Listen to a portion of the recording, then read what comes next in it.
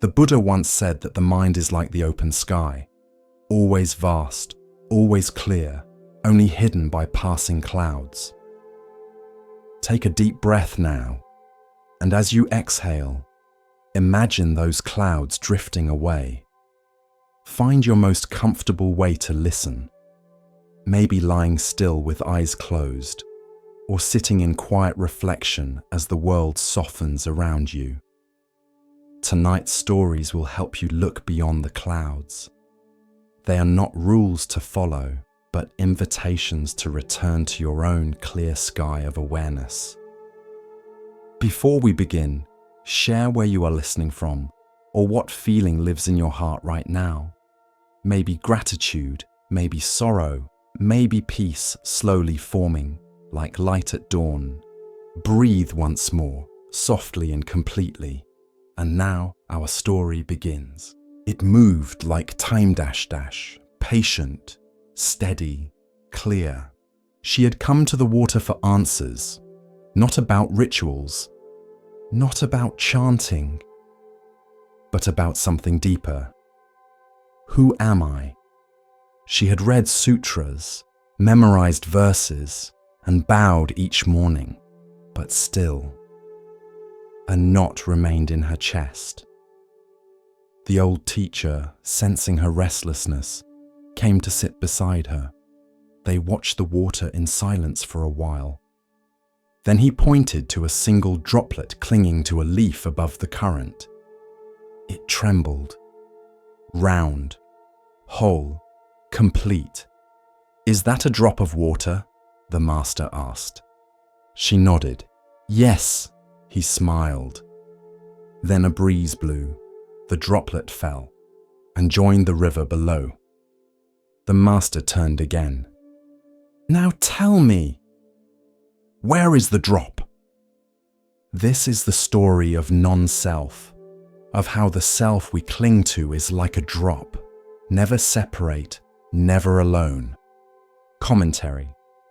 We walk through life asking, who am I? What is me? Where do I go when I die? But these questions are like trying to bottle the river. The tighter you grip, the more it slips through your fingers.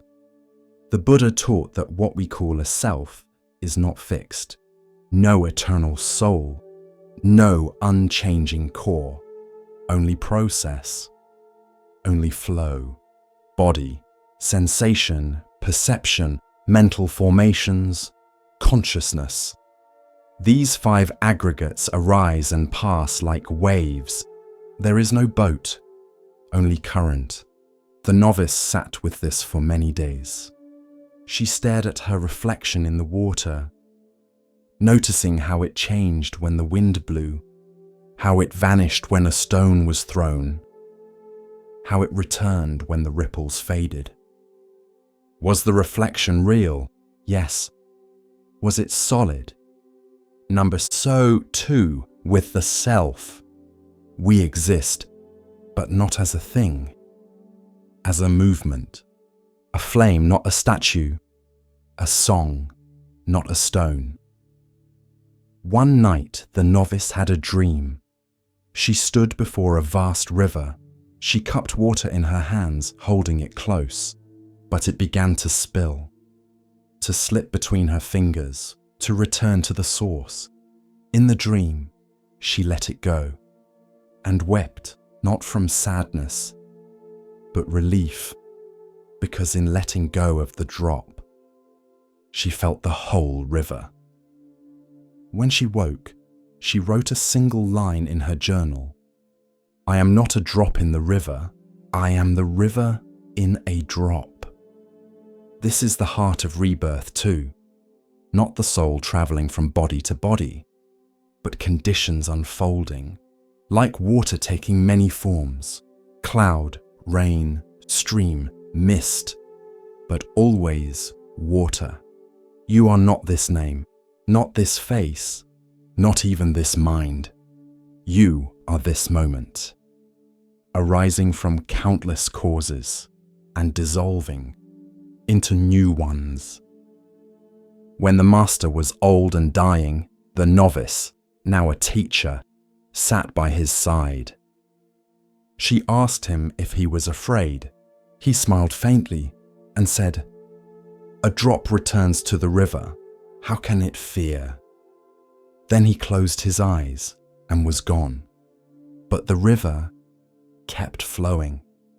So the next time you feel small or lost or alone, remember the drop and the river it was never truly apart from.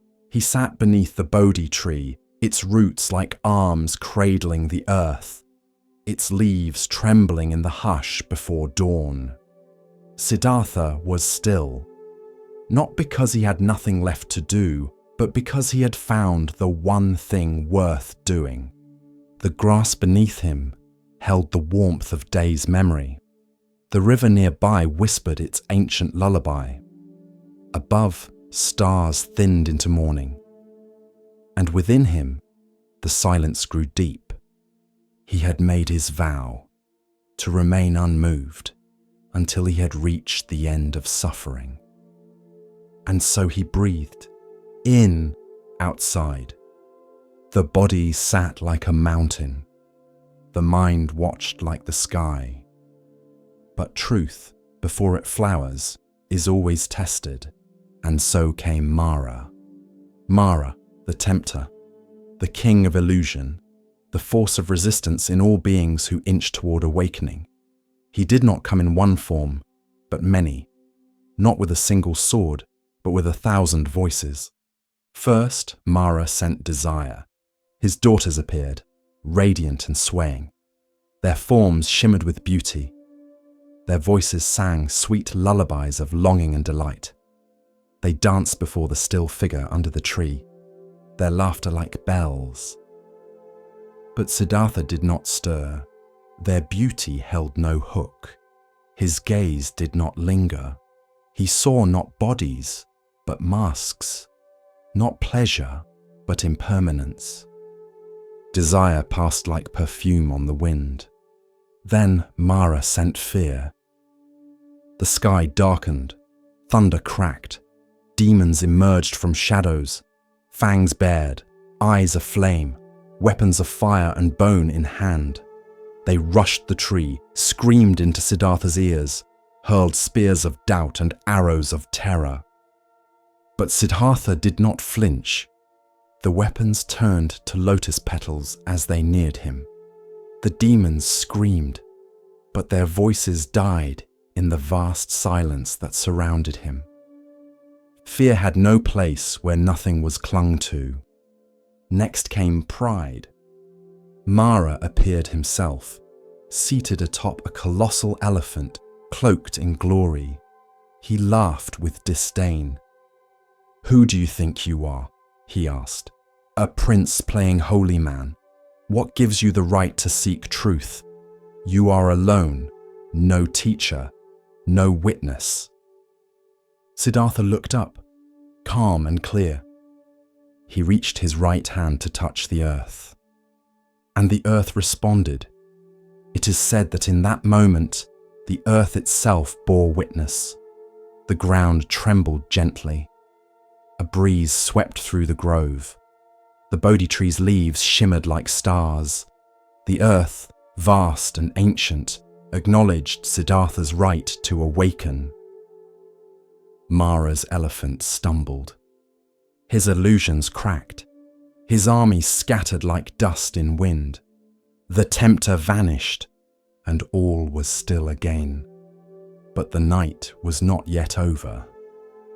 With Mara gone, Siddhartha turned inward, deeper than ever before. He saw his past lives, hundreds, thousands, as farmer and king, as bird and beggar, as woman, child, beast, each life carrying joy and sorrow, birth and death. He saw the law of karma, how intentions shaped outcomes, how cruelty echoed, how kindness grew roots across lifetimes. He saw the chain of suffering, ignorance giving rise to craving, craving to clinging, clinging to becoming, becoming to birth, birth to decay and death. He saw that to break the chain, one must see clearly and let go. The dawn approached. The sky shifted from indigo to pale rose. Birds stirred in branches. The river shimmered. And in the first light of that new day, Siddhartha saw it, not as concept, not as hope, but as direct knowing. He saw the four noble truths: that suffering exists, that it arises from craving, that it can end, and that there is a path to its end. He saw the eightfold path unfolding before him like stepping stones across a great river. He saw suffering, and he saw its end. And in that moment, as the sun broke the horizon and the world breathed anew, Siddhartha became the Buddha, the awakened one. He opened his eyes, and the dew on every leaf sparkled with the same truth. Mara had been defeated, not with sword, not with spell, but with stillness, with clarity, with the earth itself as witness. The man who had walked away from gold and pleasure, who had starved beside the river, who had sat unmoved through storm and illusion, had now touched the infinite. And he smiled, not with triumph, but with compassion, because now he would teach, and the world would begin to wake. The tree stood at the edge of the world.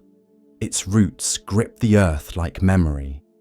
Its branches reached toward the sky like longing, and beneath it sat a man, still as a mountain, breathing, watching, waiting.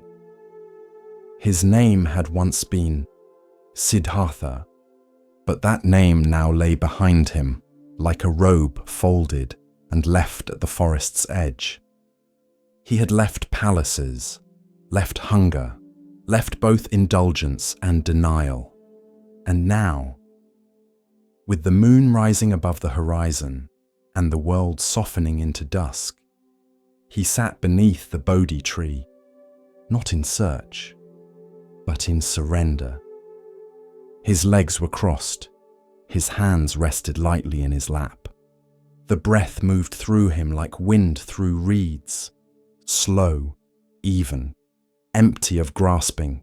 He had made a vow: though my skin withers, though my bones turn to dust, I will not rise from this seat until I see clearly, until I find the end of suffering.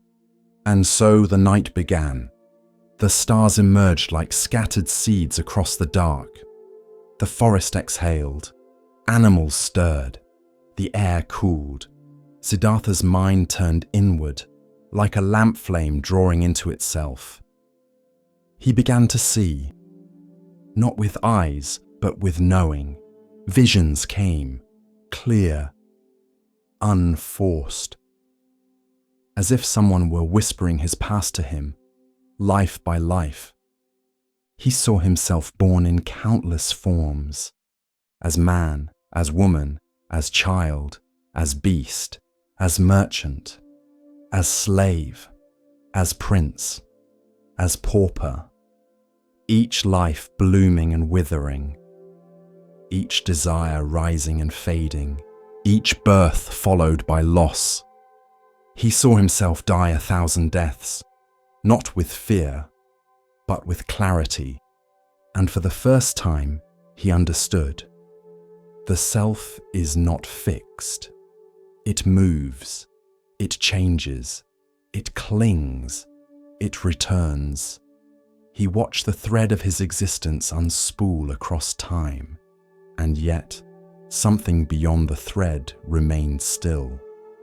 He did not speak, he did not stir, but inside him, a door creaked open, and he stepped through.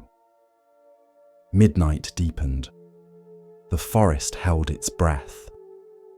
The moon climbed higher, softening the world in silver. Now he turned his gaze outward, not with judgment, but with compassion. He saw the lives of others, their births and deaths, their joys and sorrows, rising and falling like waves. He saw kings and criminals, lovers and thieves, monks and warriors, all bound by the same law, karma, intentions like seeds, actions like water, and from them the fruits of joy or suffering. He saw that no life stood alone. Each was a thread in a vast net. Each thought, each choice, each word sent ripples outward, reaching far beyond the speaker, the thinker, the doer. He saw how hatred returned as hatred, how greed bore more hunger, how ignorance looped endlessly like a wheel spinning in sand. And he saw too how kindness softened sorrow, how generosity opened hearts, how truth, spoken gently, could shatter lifetimes of illusion. And still he sat, breathing, watching. The net of becoming stretched before him, vast, intricate, impossible to escape. Unless one saw the threads for what they were, not chains, but illusions. He closed his eyes, and the world began to tremble. The deepest hour of night, not even owls cried now, not even leaves moved, and within him, the final door unlocked. He turned his mind to the cause of suffering. Why do we suffer? Why do we cling? Why do we fear? And the answer rose, not like thunder, but like morning, clear, simple, radiant. He saw it all in a single breath. Ignorance gives rise to craving. Craving gives rise to clinging. Clinging leads to becoming. Becoming to birth. Birth to sorrow, decay, and death. And so the wheel turns. Again and again. But he also saw how it could be stopped. Not with violence, not with denial, but with clarity. With the eightfold path. Like stepping stones across a great river. Right view, right intention, right speech, right action, right livelihood, right effort, right mindfulness, right concentration. He saw that suffering was not a punishment, nor a curse, nor a mystery. It was a path, and paths could be walked, and walked until they ended, and as the final shadow lifted from his mind, as the first bird stirred in the distant branches. It happened, not a flash, not a voice, not a miracle, but a knowing, a deep, still knowing. He had awoken. The sun crested the hills, slow and golden. The mist curled like incense through the trees. And Siddhartha, now the Buddha, opened his eyes. He looked out over the world, not with desire, not with fear, but with compassion so vast it had no name. He saw children born into love and hunger. He saw soldiers sharpening swords. He saw merchants counting coins. He saw mothers weeping over small graves. And he wept, not with sadness, but with tenderness, because they were all still sleeping, not foolish, not broken, just dreaming. He had been asleep once too, and now he was awake. It is said that Mara, the Lord of Illusion, came one last time, not with armies, not with demons, but with a whisper. Now that you are free, he said, leave them behind. They will not understand. They will mock you.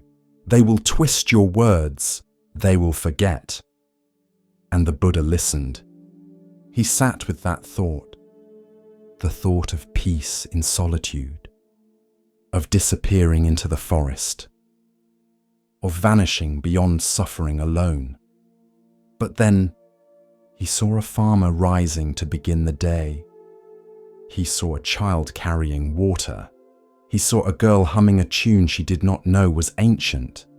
And he knew they were not lost. Just tired, just waiting. Just needing someone to show them the way back to themselves.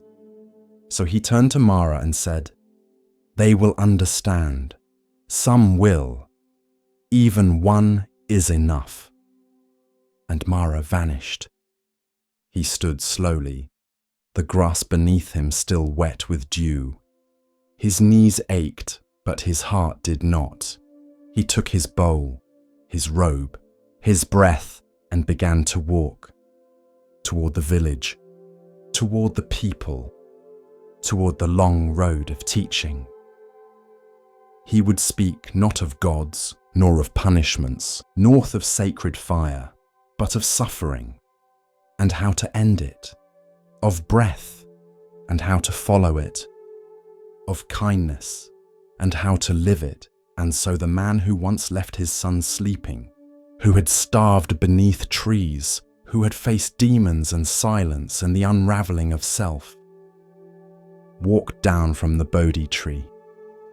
And the world, though it did not know it yet, had already begun to wake. Because one man had seen clearly, had sat still, had not run, and had touched the truth. And from that stillness, a path was born for all the world to walk. As we continue our journey through the wisdom of Zen Buddhism, let us turn to a tale about recognition and the true nature of worth. This is the next story. He was the oldest monk in the monastery. No one quite remembered when he had arrived. He had been there before the abbot, before the bell tower was built, before the bamboo grove behind the kitchen had taken root. They called him Elder Wen. His robe was patched at the sleeves, his back curved like a bowed reed, and his eyes were always smiling, like he had seen something long ago and never forgotten it. He didn't teach, not formally, but every morning he lit the incense before dawn. Every afternoon he watered the moss around the garden stones, and in the evening he swept the meditation hall in silence, the broom moving in time with his breath. You could walk past him and miss him entirely, unless you were paying attention. Then you would feel it, that quiet radiance, like sitting near a warm lamp on a winter night. One spring, Elder Wen stopped coming to morning service. He didn't light the incense, didn't sweep, didn't bow. He stayed in his small corner room beside the main hall, lying on his straw mat with hands folded gently over his chest. He was dying. The news spread quickly. Monks whispered in the corridors. Some feared, some mourned. Some tried to distract themselves with chores. But one by one, they made their way to his room. To say goodbye, to ask for wisdom, to seek some final teaching. But Elder Wen said almost nothing. He just smiled. That same soft smile, unmoved by sorrow, unafraid of what came next. One young monk sat at his side and finally asked, "Master, are you not afraid?" Elder Wen opened his eyes. "Afraid of what?" he whispered. "Of leaving." The old monk chuckled softly, a sound like wind through dry leaves. "Leave where?" He looked around his humble room. "There is nowhere to go." Another monk asked, "What is your final instruction?" Elder Wen blinked slowly, then raised one trembling hand and pointed to the teacup beside his bed. It was half full. The tea had long gone cold, but the sunlight touched it just so, glinting off the rim. He smiled again. then closed his eyes, and that evening he passed. As gently as a flame curling into smoke. No struggle, no fanfare, just a long exhale. And stillness. The monks held a memorial. They chanted sutras. They carried his body wrapped in white cloth to the forest. But what they remembered most was not the ceremony. It was the smile. This is the story of death without fear. The final bow of a life lived in awareness. Commentary. In the West, we prepare for death with wills, hospitals, and quiet dread. We pretend it is far away, or we avoid it entirely. But in Zen, death is not the enemy. It is the mirror that shows you whether you were truly alive. Elder Wen was not afraid because he had already practiced dying. Every time he let go of a grudge, every time he stepped aside for someone younger, every time he bowed in silence, releasing his self-importance. The teacup was his final teaching, so ordinary, so overlooked, but it held the whole Dharma. A cup is useful because it is empty. It can hold, receive, release. But if you cling to the cup itself, you miss the tea. If you fear the cup breaking, you never enjoy what it holds. Elder Wen was ready to leave because he had drunk deeply of life. He had tasted the tea, and he didn't cling to the cup.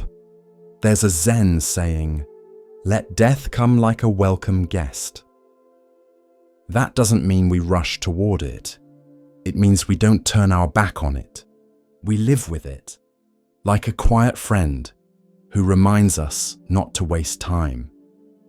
Elder Wen's room is empty now, but the moss he watered still thrives. The broom still leans against the wall. The teacup still rests on the low table, cleaned and dry. And his smile lives in the memory of every monk who sat beside him and realized, stillness is not defeat. Stillness is trust. You do not need to fear the end. You only need to live in such a way that when it comes, you can greet it with a breath and a smile. A small boat drifted across the open sea. The waves rocked it gently. Clouds moved slowly above. Seabirds called from afar, but there was no land in sight. In the boat sat a lone traveller, bowl in lap, robes soft with salt air. He watched the sky reflect on the water and whispered the phrase he'd heard 100 times but never understood. Form is emptiness. Emptiness is form. These words come from the Heart Sutra, one of the most revered texts in Mahayana Buddhism. They are short, sharp, mysterious. They have been chanted in temples for centuries, painted on scrolls, whispered by monks, recited by dying lips. But what do they mean? How can something be both form and emptiness? Is it a riddle, a paradox, or a doorway? The traveller had once believed emptiness meant nothingness, that it was cold, silent, void. He tried to detach, to erase, to disappear. But the more he tried, the heavier he felt, because he still existed, still felt grief, still saw suffering in others and in himself. So he came to the ocean, not to escape, but to sit inside the question. The waves rose, fell. He dipped his fingers in the water. It clung for a moment, then slipped away. Form, emptiness, a wave. is not separate from the sea. It rises, appears, shines in the light, then dissolves. But it was never apart. It never existed in the way we imagine. It was always just movement, a form born from formlessness, a shape that could never be held. This is the meaning of emptiness. Shunyata in Sanskrit. It does not mean nothing. It means no fixed, independent existence, no solid boundary between self and world. Everything is interbeing, dependent, arising together. Your body is form, but where does it begin? At the skin. What about the breath entering your lungs? What about the warmth from the sun on your cheek? What about the smile passed to you by a stranger? Where do you end and the world begin? The more you look, the more it all dissolves into ocean. Form is emptiness. Everything you see is temporary, transient, unstable. But then, the second line, emptiness is form. This is the beauty. Emptiness is not barren. It appears as everything. The flower, the teacup, the child's laugh, the pain in your chest, all are expressions of emptiness, not meaningless but miraculous, because they are here. Briefly, shining like dew before it falls. The traveller looked around the boat. Wood planks, salt crust, a loose nail near the bow, all temporary, all destined to decay. And yet, each part of the boat held him above the water. Emptiness had taken form, and that form mattered. It kept him afloat. There is a story from a monastery. A student asked the master, "If all is emptiness, why do we sweep the floor?" The master said, "Because the dust is also empty." Then handed him the broom. Emptiness does not deny suffering. It does not say your pain is an illusion. It says this pain is real, but not permanent. It arises and passes, like a wave, like a thought, like every tear that ever fell. Emptiness does not diminish life. It makes life possible. When you understand this, not just with mind, but with breath, you begin to live differently. You don't grasp as tightly. You don't fear change quite so much. You begin to see others not as objects, but as fleeting, radiant moments, not mine, not enemy, just waves, each one precious. The traveller reached into the ocean and lifted a handful of water. It shimmered, slipped through his fingers, gone. But the sea remained, and he smiled. Commentary. Form is emptiness. Emptiness is form. It is not meant to be solved. It is meant to be felt, to be returned to again and again, like a bell that rings across the years. Each time you hear it, you understand a little more. You are not a solid thing. You are movement, memory, dust and starlight. You are shaped by your parents, your fears, your laughter, your kindness. You are not fixed, but you are real, not because you are permanent, but because you are here. Now, the boat on the ocean is your life. It will not last, but while it floats, it can carry you. It can carry others. It can move with the waves, not fight them. And when it sinks, because all boats do, the sea will still be there. And you will return to it, not lost, but home. The wind in Lumbini moved gently, like breath held between two worlds. It was spring. The trees were in bloom. and the sal branches swayed with the weight of 1,000 white blossoms, drifting like snow through sunlight. The grove itself had always been sacred, but on this day it held its breath, because something was about to happen. Queen Maya of Kapilavastu had travelled far. Her time was near, and by custom, she had chosen to give birth in her family's village. The journey had been long, but gentle. Attendants walked quietly beside her. The sky stayed clear, and the earth itself seemed to soften beneath their steps. When they reached Lumbini, Maya smiled. Here, the air was different, cooler, still. The light filtered through the trees in beams so soft they looked like silk.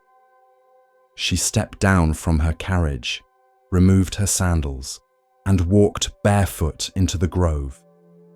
Birds did not flee. They simply paused. At the center of the grove stood a tall sal tree, wide-branched and flowering. She reached for a low branch and rested her hand upon it. She did not cry out. She did not tremble. She breathed. And there, beneath the trees upon the earth in silence, a child was born. He did not enter with a cry. He entered with awareness. His eyes opened wide, dark and deep like the night before rain. His skin was said to shine with a glow not of this world, and the breeze, once soft, began to stir the leaves as if to sing.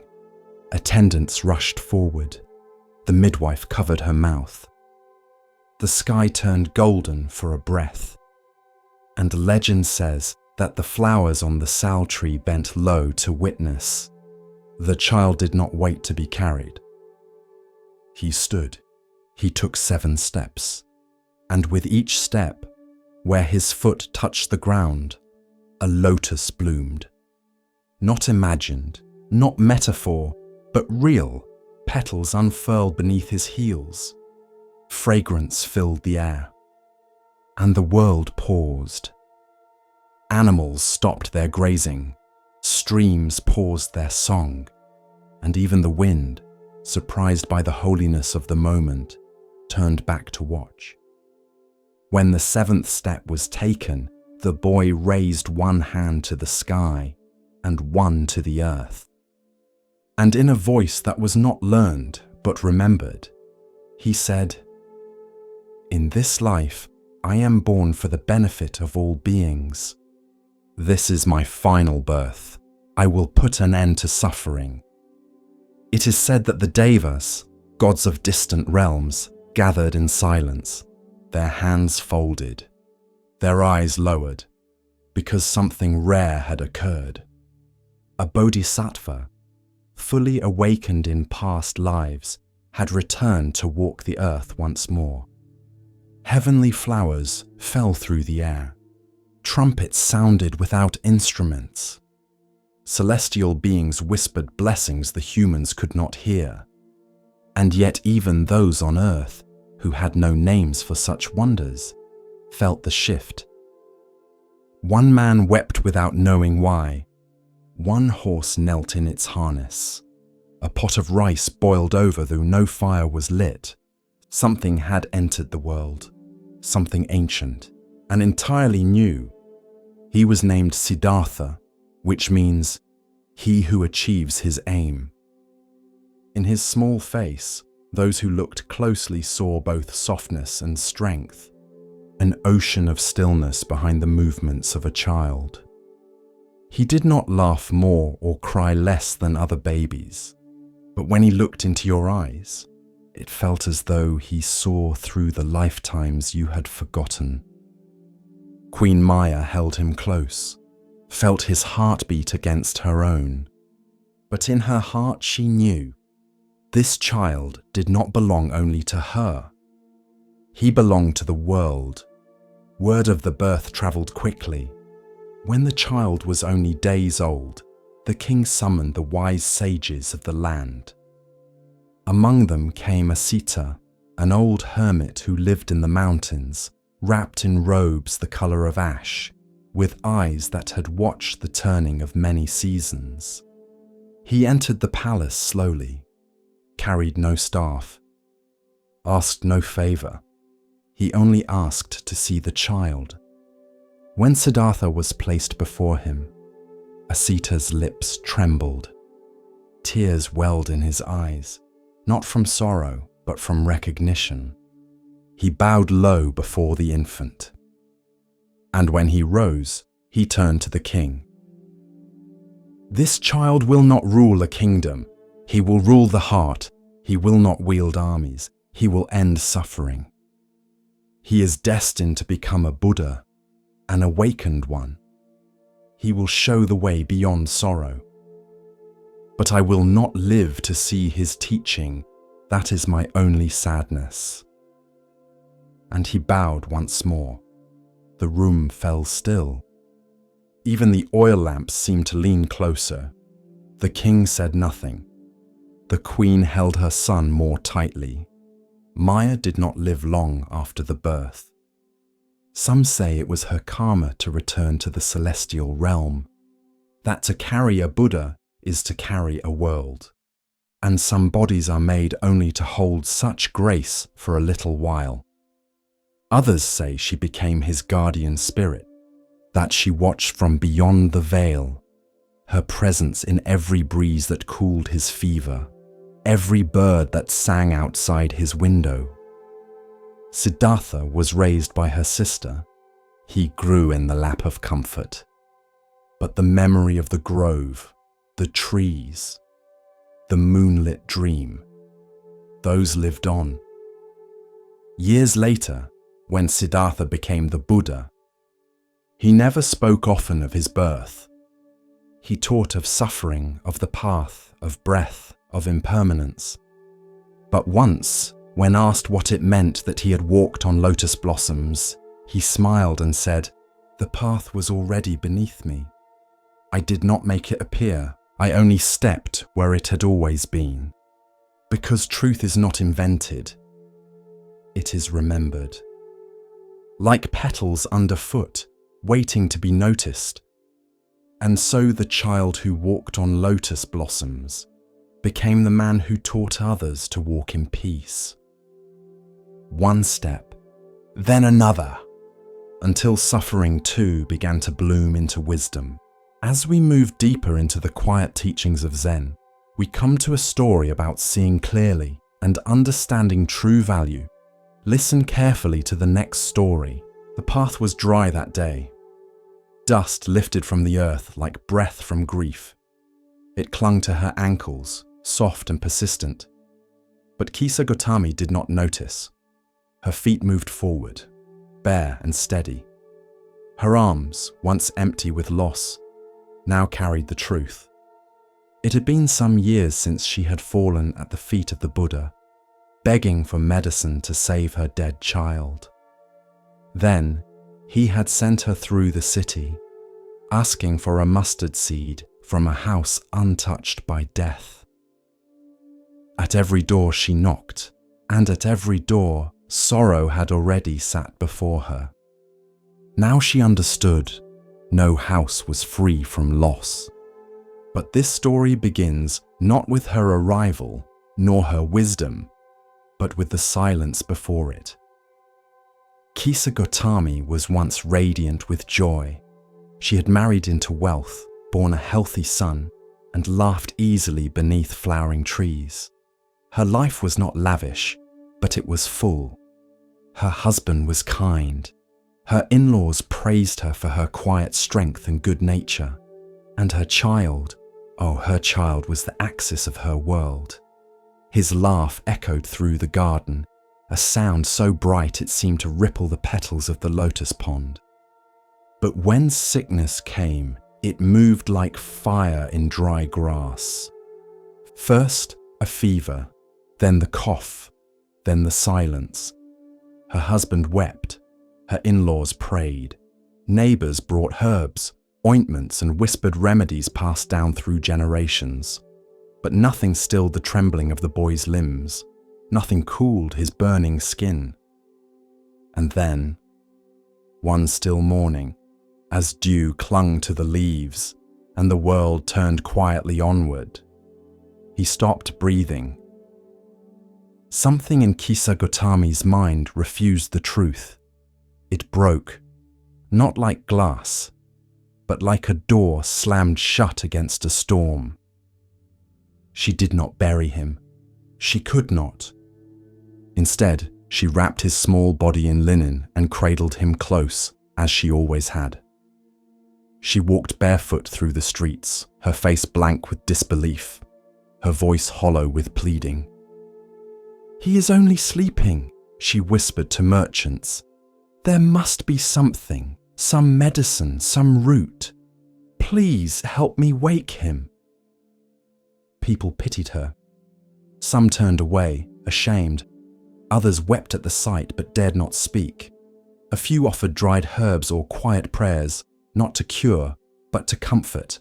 But none could give her what she asked for. Then one old man, gentle and weathered like the bark of the Bodhi tree, placed a hand on her shoulder and said, "Go to the Buddha. He sees clearly. Perhaps he will know what to do." So she did.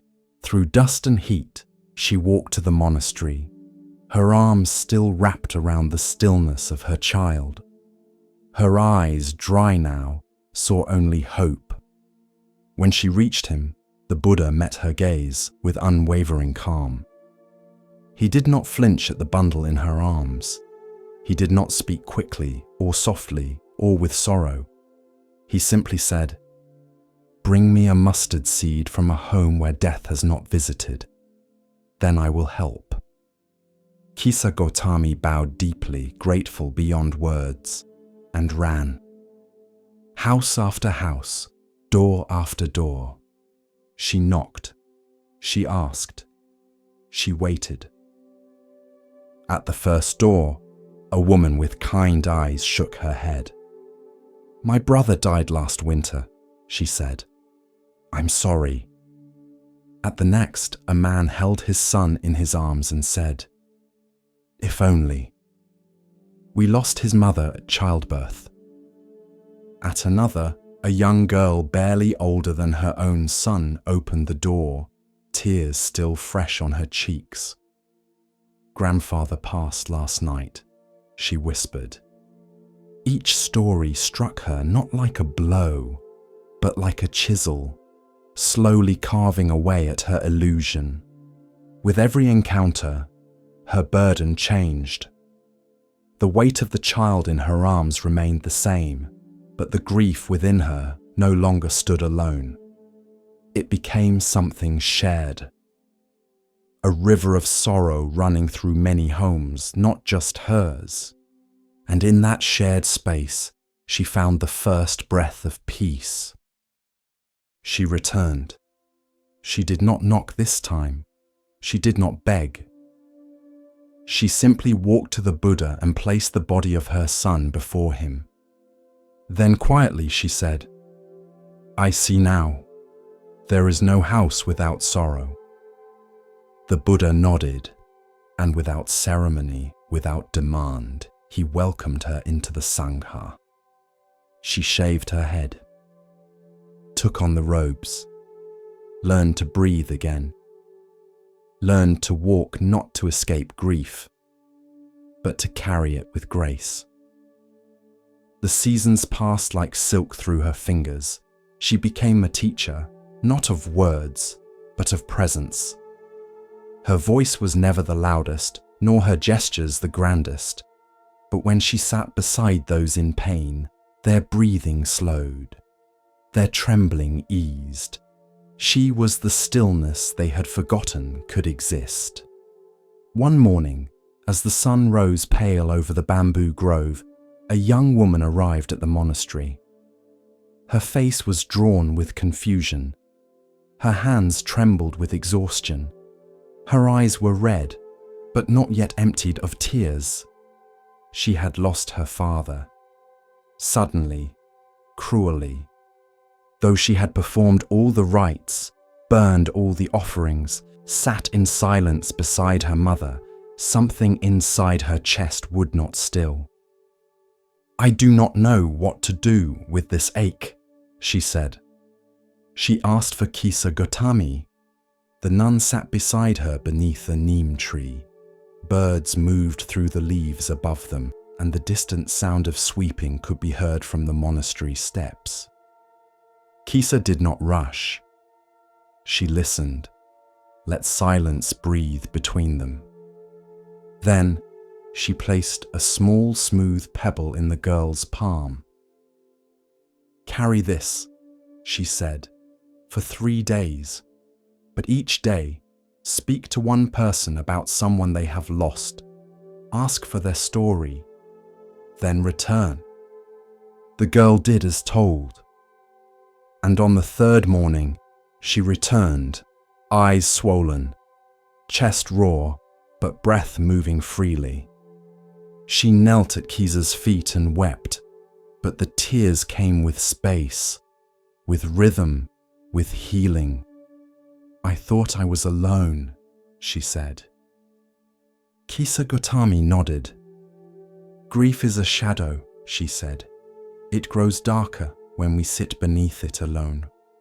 But when we share it, it moves, it thins, it teaches." The girl asked, her voice barely above a whisper, "What did it teach you?"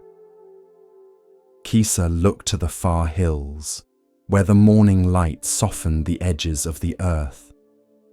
"That the heart does not break from love," she said, "but from the illusion that love can be possessed. My child was not mine. He was a gift. So were the mornings we shared, the soft sound of his feet, the questions he asked at twilight. His death was not punishment. It was part of the changing tide. We do not own the ocean, but we can learn to swim." The girl placed her hand over her heart. "Will this ache ever leave?" "No," Kisa said gently, "but it will grow roots, and from those roots something will bloom. You will never be the same, but you may become more." The girl bowed low, forehead touching earth, and so another seed was planted, not of mustard, but of compassion. Kisa Gotami came to be known not for her loss, but for her light, for the way she listened without rushing, spoke without preaching, held without clutching. She walked through villages not to convert, but to sit, to be, to remind those in pain that no house stands outside sorrow, and no heart must bear it alone. Thus, the lesson of the mustard seed lived on, not in the search, but in the returning, not in the seed itself, but in the soil of shared humanity it revealed. It was a quiet station, old stone, metal benches, pigeons pacing like monks in mourning robes. The arrivals board flickered. The loudspeaker crackled, and trains came and went, their breath hissing across the platform like tired beasts. Every day just before noon, an old man would arrive. He wore a flat cap, pressed slacks, a wool coat that had seen better winters. He never boarded. He never greeted anyone. He simply sat. Same bench, same hour, same stillness. At first, people thought he was waiting for someone. A son, a daughter, a wife who might never arrive. They glanced at him with quiet sympathy or soft dismissal, but the days passed, then weeks, and he was always there, alone, unbothered, still. One day, a young woman sat beside him. She was holding a phone in one hand, tapping constantly, half listening to music in the other ear. She kept checking the time, fidgeting, breathing shallow. The old man looked out at the tracks, unmoving. After a while, she said, almost without looking, "Who are you waiting for?" He smiled. "Nothing." She blinked. "Then why are you here?" He paused, then nodded toward the platform. To wait. This is the story of presence, of sitting in stillness with no outcome, no expectation, and no rush. Commentary. The world runs on arrival. We hurry to meetings, chase after goals, measure our worth by progress, but in the Dharma, there is no arrival, only presence. The old man wasn't avoiding life. He was stepping into it, minute by minute, footstep by breath, like a bell that rings just once, not to announce anything, but because it can. At first, the young woman scoffed. She muttered, "That's kind of pointless." The old man nodded. Yes, and peaceful. She paused, looked at him fully for the first time.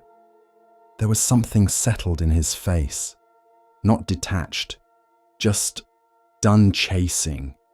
He didn't ask her what she did for work, didn't comment on the news, didn't offer advice.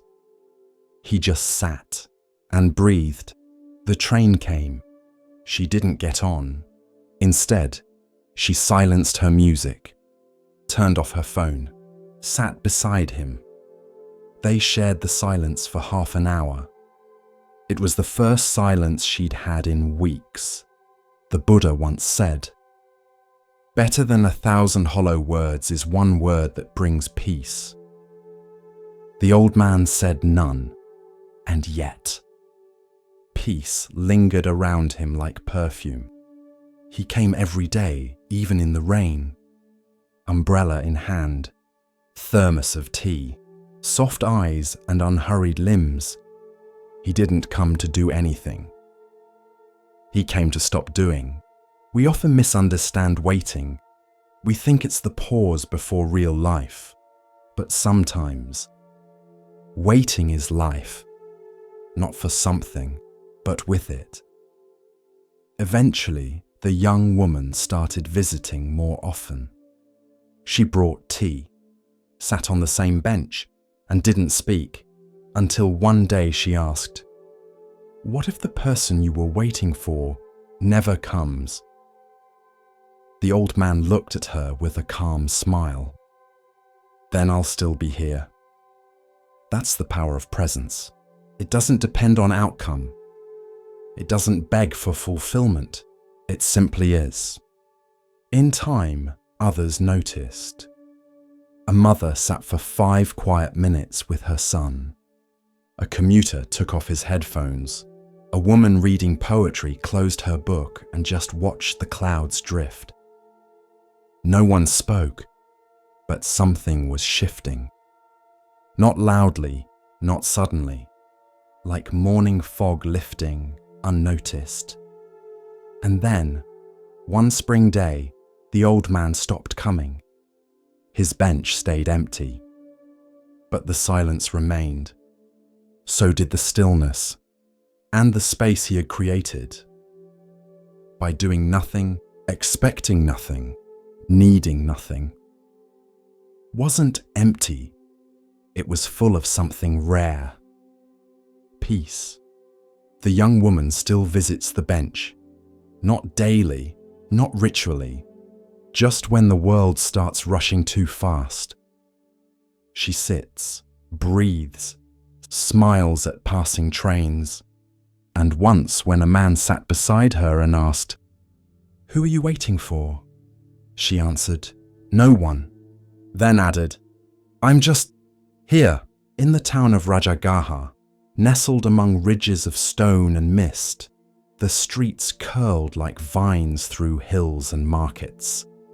Every morning, as the sun brushed gold across tiled rooftops, the air came alive with the calls of merchants, the ring of temple bells, and the mingling scents of tamarind, burning incense, and warm, sweet rice. Life here was orderly, rhythmic, a blend of mountain silence and city song. But lately, that rhythm had broken, not from plague, not from drought, but from something deeper, more primal. Fear, not fear of armies or kings, but of a creature, Nalagiri, a bull elephant so massive that earth seemed to lean under his step. Captured from the wild mountains of the north, Nalagiri had been kept in the royal stables since he was young. Once a proud spirit, free to roam cliffs and bathe in wild rivers, now he was shackled day after day, year after year. The weight of captivity grew inside him like fire trapped in stone. He grew restless, then bitter, then dangerous. Stable boys quit, guards were replaced, chains grew thicker. Nalagiri's cries echoed through the stone halls like thunder rolling through empty skies. The people of Rajagaha whispered that madness had taken him, but not all feared him. One man saw an opportunity in that rage. Devadatta, the Buddha's cousin, a monk by appearance, but a storm beneath the robes, jealous of the Buddha's calm, his followers, his truth. Devadatta sought power, not peace. And when his teachings could not rival the Buddha's, he plotted instead. He went to King Ajatashatru, young and proud, his rule still soft around the edges, and he leaned close. "Let Nalagiri loose," he whispered. "Aim him at the Buddha. See what becomes of silent wisdom when tusks meet flesh."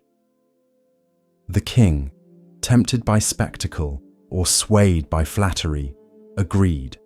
And so, one morning, before the city had fully woken, the iron gate to Nalagiri's pen creaked open. Chains were undone. Commands were given. The path was cleared.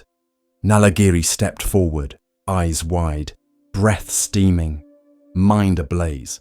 He charged through market streets, through cloth stalls and fruit carts, scattering baskets and lives. People screamed, children ran, dogs howled and carts overturned. He did not walk. He tore the world open beneath him. And down that path, barefoot, cloaked in saffron robes, carrying only his arm's bowl, walked the Buddha. No guards, no weapons, no rush in his step, just presence. His disciples shouted from behind walls and corners, "Lord, turn back, the elephant comes. He will crush you." But the Buddha kept walking, not with recklessness, not with pride, but with compassion so still it could hold a mountain. As Nalagiri approached, the air thickened with heat and tension. His tusks gleamed, his trunk coiled like a whip. His roar shattered the morning hush. Mothers shielded their children, merchants fell to the ground. The entire city held its breath, but the Buddha stood. The elephant thundered toward him. The ground trembled, and then stillness. The Buddha raised his eyes and looked. He looked not at a beast, not at a weapon, but at a being in pain.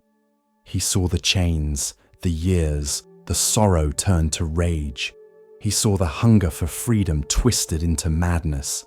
He saw a heart once wild, now broken by cruelty. And in his gaze, he held no fear, no judgment, only recognition.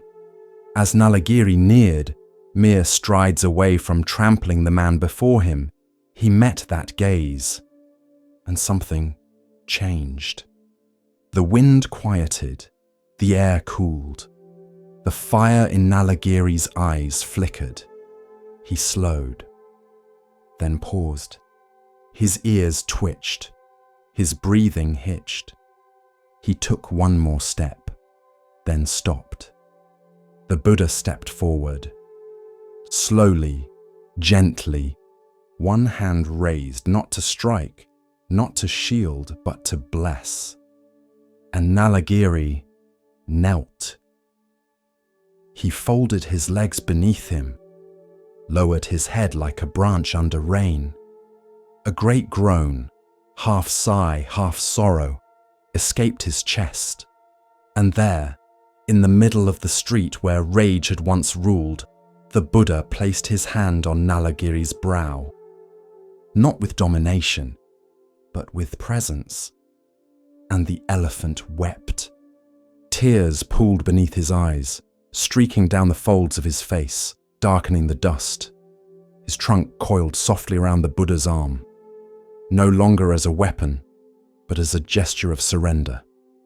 The city watched in stunned silence. The same elephant who shattered stone fences and snapped trees now sat like a disciple at the feet of peace. Devadatta, watching from the shadows of a colonnade, said nothing. His plot, like a snake uncoiled, had slithered away, not with defeat by force, but by a truth too gentle to resist. Later, when the sun rose fully and the city slowly exhaled, Nalagiri returned to the royal grounds, but no longer was he led by whip or chain. He walked slowly, willingly, like a monk returning from alms. The Buddha returned to his seat beneath a banyan tree, his bowl untouched, his robe still bright. And the people came. They came not to celebrate a miracle, but to understand a lesson. They asked, "How did you stop him?" And the Buddha replied, "Anger cannot be conquered by anger, but by love alone. Fear cannot be silenced by force, but by understanding. The wildness in others is often the cry of suffering, not wickedness." And so it was taught that true strength is not in the fist, not in the sword, but in the heart that stays open in the face of danger. The tale of Nalagiri passed from lips to scrolls, from scrolls to temples, from temples to time itself. Children would ask their mothers, "Is it true that the Buddha tamed the elephant?" And they would answer, "Yes, my child, but not with magic, with seeing. Seeing the pain in others, seeing the fear beneath fury, seeing the being behind the mask, and meeting it with love." Nalagiri lived out his days not as a beast of burden, but as a gentle giant, offering rides to children, watering temple gardens with his trunk, and standing calmly when the monks recited sutras beneath the trees. It is said that when he died, the earth grieved gently, and his spirit rose unchained. Some believe Nalagiri was reborn in a heavenly realm. Others say he was reborn among the disciples. But all agree on this, that in the still gaze of one awakened man, an ocean of rage was calmed. Not by war, but by peace itself. With each step on the Zen path, a new lesson unfolds.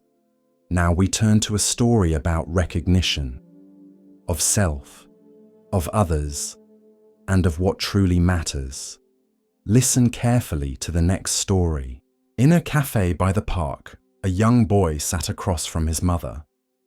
The table was small, just enough for 2 mugs, 1 half-drunk hot chocolate, and a croissant with a single bite missing. The boy had soft curls, curious eyes, shoes that lit up when he kicked his feet beneath the table. He watched his mother, hoping for her eyes. But she was scrolling, thumb steady, neck bent, face bathed in blue light. She nodded every now and then, murmured a but her gaze stayed tethered to the glowing screen. This is not a story about blame. It's a story about forgetting, about the quiet erosion of presence, and the way a moment, once missed, does not return. The boy reached into his pocket and pulled out a rock, not a fancy one, just smooth, grey, shaped like a teardrop. He set it gently on the table, waited. She scrolled. He tapped it with a finger, rolled it in a little circle, whispered something to it. She didn't look up.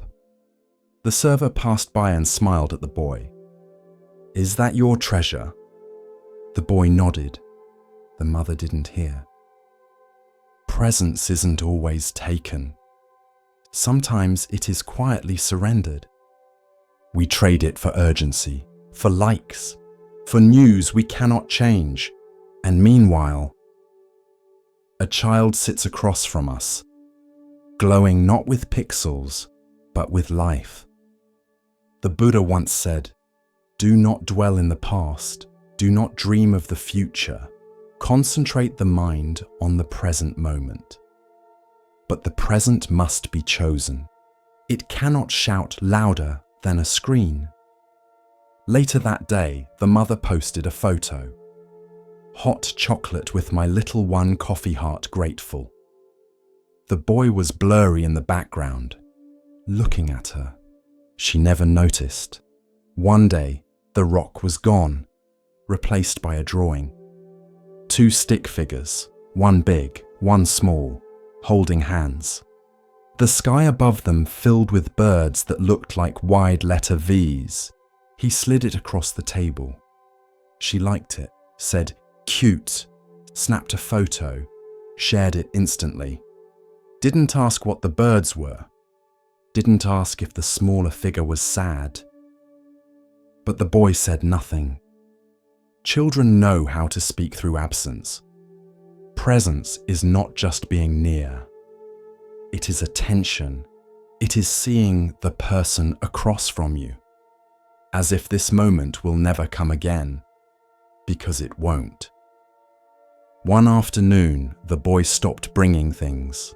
No rock, no drawings, just silence. He stirred his chocolate with slow circles, watched the steam rise and disappear, watched her eyes disappear too. Then one day, the phone died. Just as she reached for it, the screen went black. The world returned. She blinked, looked around, looked at him. He stared back, wide-eyed. Hope and doubt mixed in his quiet. She reached across the table, took his hand. For the first time in a long time, he didn't pull away. They sat like that for 5 minutes, not speaking, just holding the now. When the server came to clear the table, the boy whispered, "She's back." The server smiled. "Yes, I see." Presence does not demand perfection, only noticing, only returning, again and again. Like breath. Years later, when the boy was older, he would keep the old rock in a box. It would feel heavier than he remembered, not because of weight, but because of what it once tried to carry. Presence is fragile, but it is also forgiving. One moment missed does not cancel the next. The child is still waiting, not in punishment, but in invitation. And the phone. It remained in her bag the next time they came. Not because she hated it, but because she finally saw the better screen. The one with his eyes. Every morning at 6:15 she opened the curtains. The light crept in slowly, soft and golden, and the photo on the mantel caught it just right. It was old, sepia-toned, edges curled like leaves in autumn. A man in uniform, smiling, handsome, still young, her husband. gone now for 17 years. Miriam never moved the photo. It stayed on the same spot. Third tile from the right, 2 inches from the lamp. She didn't talk to it, didn't cry over it. She simply saw it. Every day. Grief for her had stopped being a storm. It had become weather, something you dress for, something you feel without needing to fight. Once, her granddaughter asked, "Why don't you get rid of that old photo? You have better ones on your phone." Miriam just smiled. That one isn't for looking. It's for remembering. Her husband had died in his sleep. No warnings, no pain, just silence. She found him in the morning, hands still curled as if holding a dream. She didn't scream, didn't collapse. She sat beside him, held his hand and whispered, "Thank you." People told her to be strong. She didn't try. She simply continued. At the temple nearby, the monks would speak of impermanence, of how everything changes, how attachment creates suffering. Miriam understood this. Not as an idea, but as a reality. She loved her husband deeply, but she did not clutch him. Even in his absence, she let him be gone. And in doing so, he never truly left. There's a Zen teaching. To hold a butterfly, you must open your palm. Miriam didn't keep a shrine, didn't tell his story over and over. She just lived in a way that would make him proud. She tended the garden they once planted together. She drank the coffee he used to brew. She folded his shirts one last time and gave them away. Not because she stopped loving him, but because she didn't want her love to become a cage. One day, a neighbor lost her husband. She came to Miriam, eyes red, voice shaking. "I don't know how to live without him." Miriam poured tea, sat with her, said nothing at first, then quietly offered, "You don't live without him. You live with the part of him that still breathes in you." The neighbor sobbed. And Miriam did not stop her. She just placed a hand on hers and let it be. Love doesn't end. It changes shape. And grief, too, is a form of love. One that knows how to bow. Miriam is older now, hands soft with age. Memories flickering at the edges, but she still opens the curtains each morning. Still lets the light find the photo, not to bring him back, but to let him go again, gently, lovingly, without holding. In the still hush before dawn, the palace of Kapilavastu stirred with the soft rustle of silks and the distant rhythm of footfalls on marble. The world outside was already unfolding, but within the gilded walls where Prince Siddhartha lived, every petal was sheltered from the wind of suffering. No wrinkles marred the faces of the attendants. No cries of illness echoed through the halls. No one spoke of death. His father, King Suddhodana, had ensured that his son knew only ease, beauty, and delight.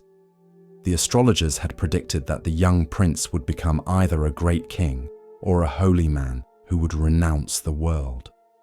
Fearing the latter, the king built a world without shadows. Flowers were changed before they wilted. Servants were chosen for their youth and radiance. Pain was not allowed to show its face. But truth, like the sun, cannot be hidden forever. And yearning, like a seed buried deep, will reach for the light even through stone. On a day shaped like any other, Siddhartha requested to ride beyond the palace gates. He was 29, cloaked in fine fabric and surrounded by careful illusions. Yet something inside him whispered of incompleteness, like a bell struck in the distance that would not stop ringing. There was a tightness in his chest he could not name, a hollowness that no feast or dance could fill. The charioteer Channa guided the prince through the streets of the city. The morning was bright, the people beautiful, the air filled with jasmine. Musicians played in courtyards, children laughed in sunbeams, all seemed perfect. But then the illusion cracked. At the edge of a quiet street, they saw a man hunched and trembling. His hair was white, his back bowed by years. His skin sagged like parchment, and his hands clutched a stick.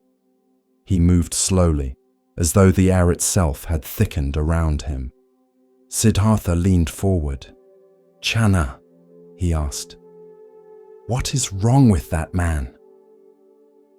"That is old age, my lord," Channa replied. "It comes to all who live long. The body weakens, the bones bend, the senses dull.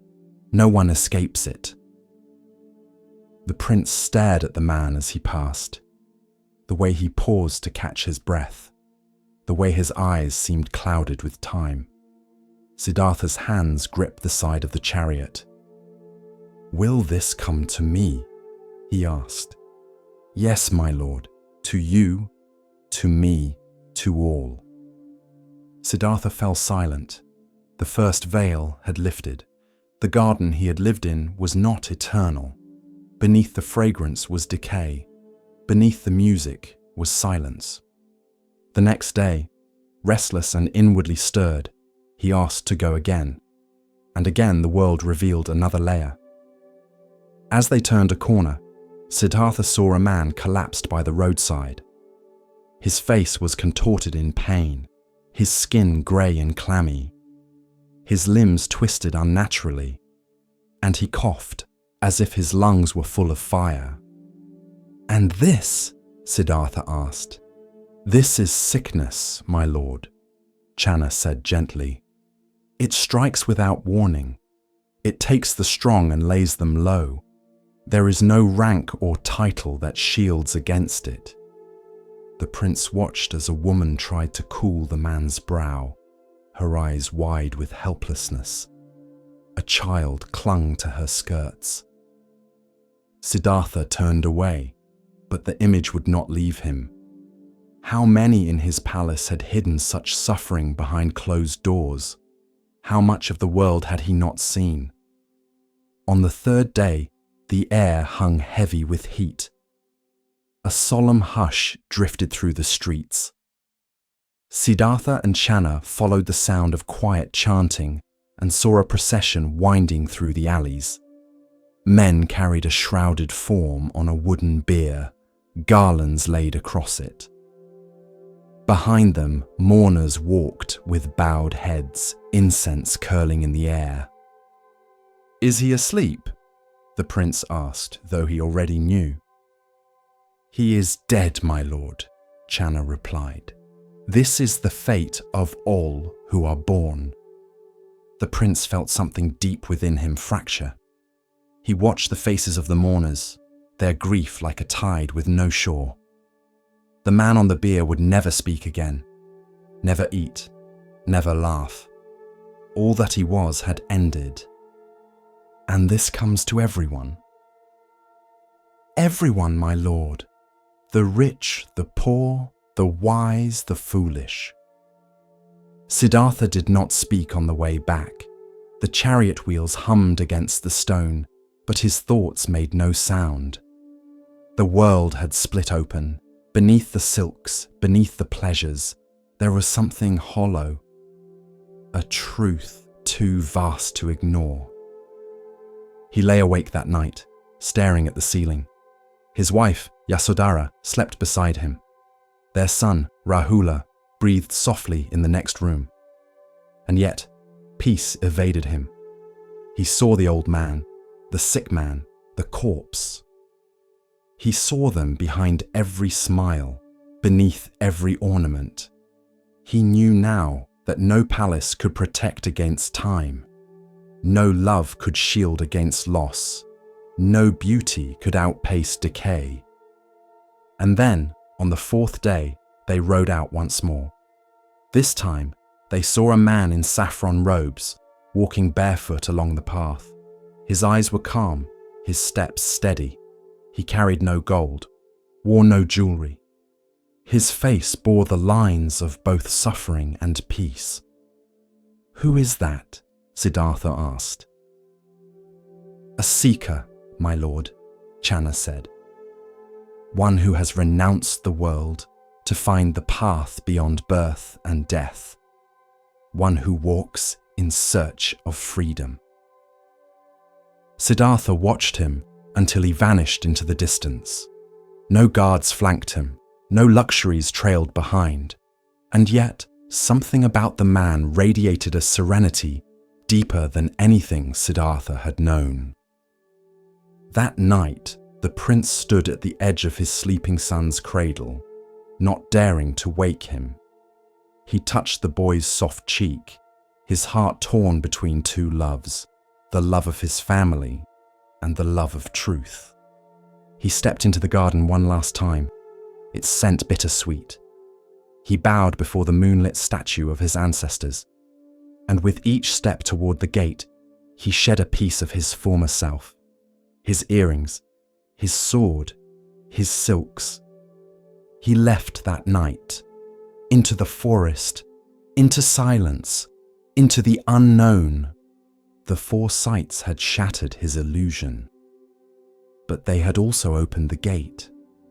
And on the other side of that gate was the beginning of a path. The path that would change the world. As our exploration of Zen Buddhism deepens, let us listen to a story that reveals how true worth is often overlooked. Here starts the next story.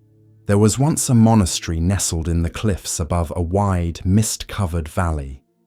Travelers came from all over the land, seeking wisdom from the old abbot who lived at its heart.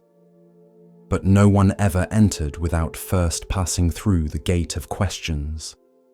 It was a tall wooden door, weathered by time, bound in iron, and it never seemed to open, no matter how many times pilgrims knocked. Instead, beside the gate stood a young monk with a calm face and a single instruction. "If you wish to pass, you must answer, 'What keeps you from entering?'" Some said, "My sins." Others said, "I'm not ready." One said, "I'm too angry." Another said, "I'm still seeking." To each answer, the monk bowed and said, "Return when you are not." And so the pilgrims would leave, some frustrated, some weeping, some silent. One day, a weathered traveler approached. She was older than most. Her robes were plain, her eyes clear. She stood before the gate and read the words carved above. "Liberation is here." Then she looked at the gate and realized there was no lock, no bolt, no bar, just a handle. She turned it.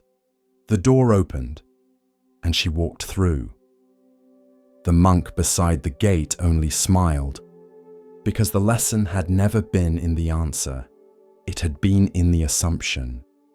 This is the story of liberation, not as something earned, but as something already available, once illusion falls away. Commentary. Most of us believe the door is locked, that we must be perfect first, clean first, worthy first, empty of anger or sadness or self-doubt. But the Dharma does not wait for your perfection, it waits for your presence. The Buddha did not say, "You must transcend before you begin." He said, "See clearly." And in seeing, freedom unfolds. The gate of questions was never locked, but the mind said it was. Because it clings to a self-image that believes, I am not there yet. I am not enough. I am still broken. But brokenness too is part of the path. And sometimes it is the crack that lets the light through. Liberation is not far. It is not elsewhere. It is not earned.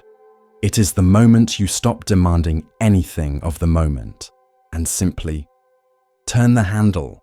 The traveler who opened the gate was not special. She had simply grown tired of pretending the barrier was real. She saw the door for what it was, just a door, and walked forward. The monks say the abbot greeted her without words, only a bow, because no celebration is needed for one who sees the obvious. This story is often told to new students when they first enter training. Some smile, some frown, but a few immediately stand up and walk to the edge of the room to check if the door is locked. And when it opens easily, you can always hear the soft laughter of awakening. So if you find yourself waiting for permission, waiting for a sign, waiting to be good enough to begin, ask, what if the door was never locked? What if I only needed to reach for it? And if your hand trembles, that's all right. Just turn the handle. The Dharma is not waiting behind it. The Dharma is the act of reaching. It started like any other Monday. The inbox blinked with urgency. 142 unread. A blinking red light on the office phone. Calendar blocks stacked like bricks. Slack notifications multiplying like rabbits in spring. Julian sipped lukewarm coffee and took a deep breath. Then he dove in. He was efficient, smart, reliable, they called him, always responsive, always ready, always tired. Somewhere between the 7th reply and the 4th Zoom call, he noticed his chest tightening. Nothing sharp, just a quiet constriction, a warning like a traffic light blinking yellow. But he kept going, because the world rewarded output. And silence. Silence didn't show up on KP Is. By 4 p.m., his eyes burned. By 6 p.m., he was still typing. He didn't hear the rain start, didn't notice the tea growing cold beside his keyboard, until a calendar reminder popped up. Meditation class, 6:30 p.m., room 4B. He had signed up weeks ago, half joking, a resolution maybe.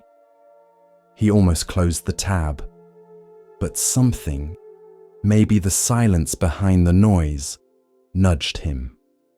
Room 4B was warm, soft lighting, folded cushions, a bell. Only 6 people sat in the circle. A woman at the front, maybe late 40s, calm-eyed, greeted him with a nod, not words. "Sit however you like," she said. Julian sat stiffly, still in his button-up, still full of digital momentum. The teacher closed her eyes, spoke gently. "Let the inbox go. Let the to-do list drop its grip. Notice the breath, that's all." Julian's mind raced. The Henderson file, the Q4 budget, the message he forgot to reply to. But the bell rang again, soft and clear, like a sound not trying to impress anyone. And slowly, his thoughts became less sticky. After 20 minutes, she said, "Busy is not always bad, but sometimes it's a way of avoiding stillness. Ask yourself, what would I hear if I stopped pretending I didn't have time to listen?" Julian felt something twist. Not painfully, just Honestly, because beneath the notifications and meetings and perfectly managed chaos was a quiet voice he hadn't heard in years. It didn't ask for much, just a pause, a breath, a life lived on purpose, not just performed. That night, he walked home in the rain. No umbrella, no rush. Each raindrop felt like punctuation in a sentence he had forgotten how to read. The next morning, his inbox was just as full, but he didn't open it right away. He brewed tea, sat for 5 minutes, watched the steam rise and disappear. And in those 5 minutes, he remembered he was alive, not just employed. Julian didn't quit his job, didn't move to the mountains. He still answered emails, still ran meetings. But once a day, he closed the laptop, turned off the noise, and let the silence speak.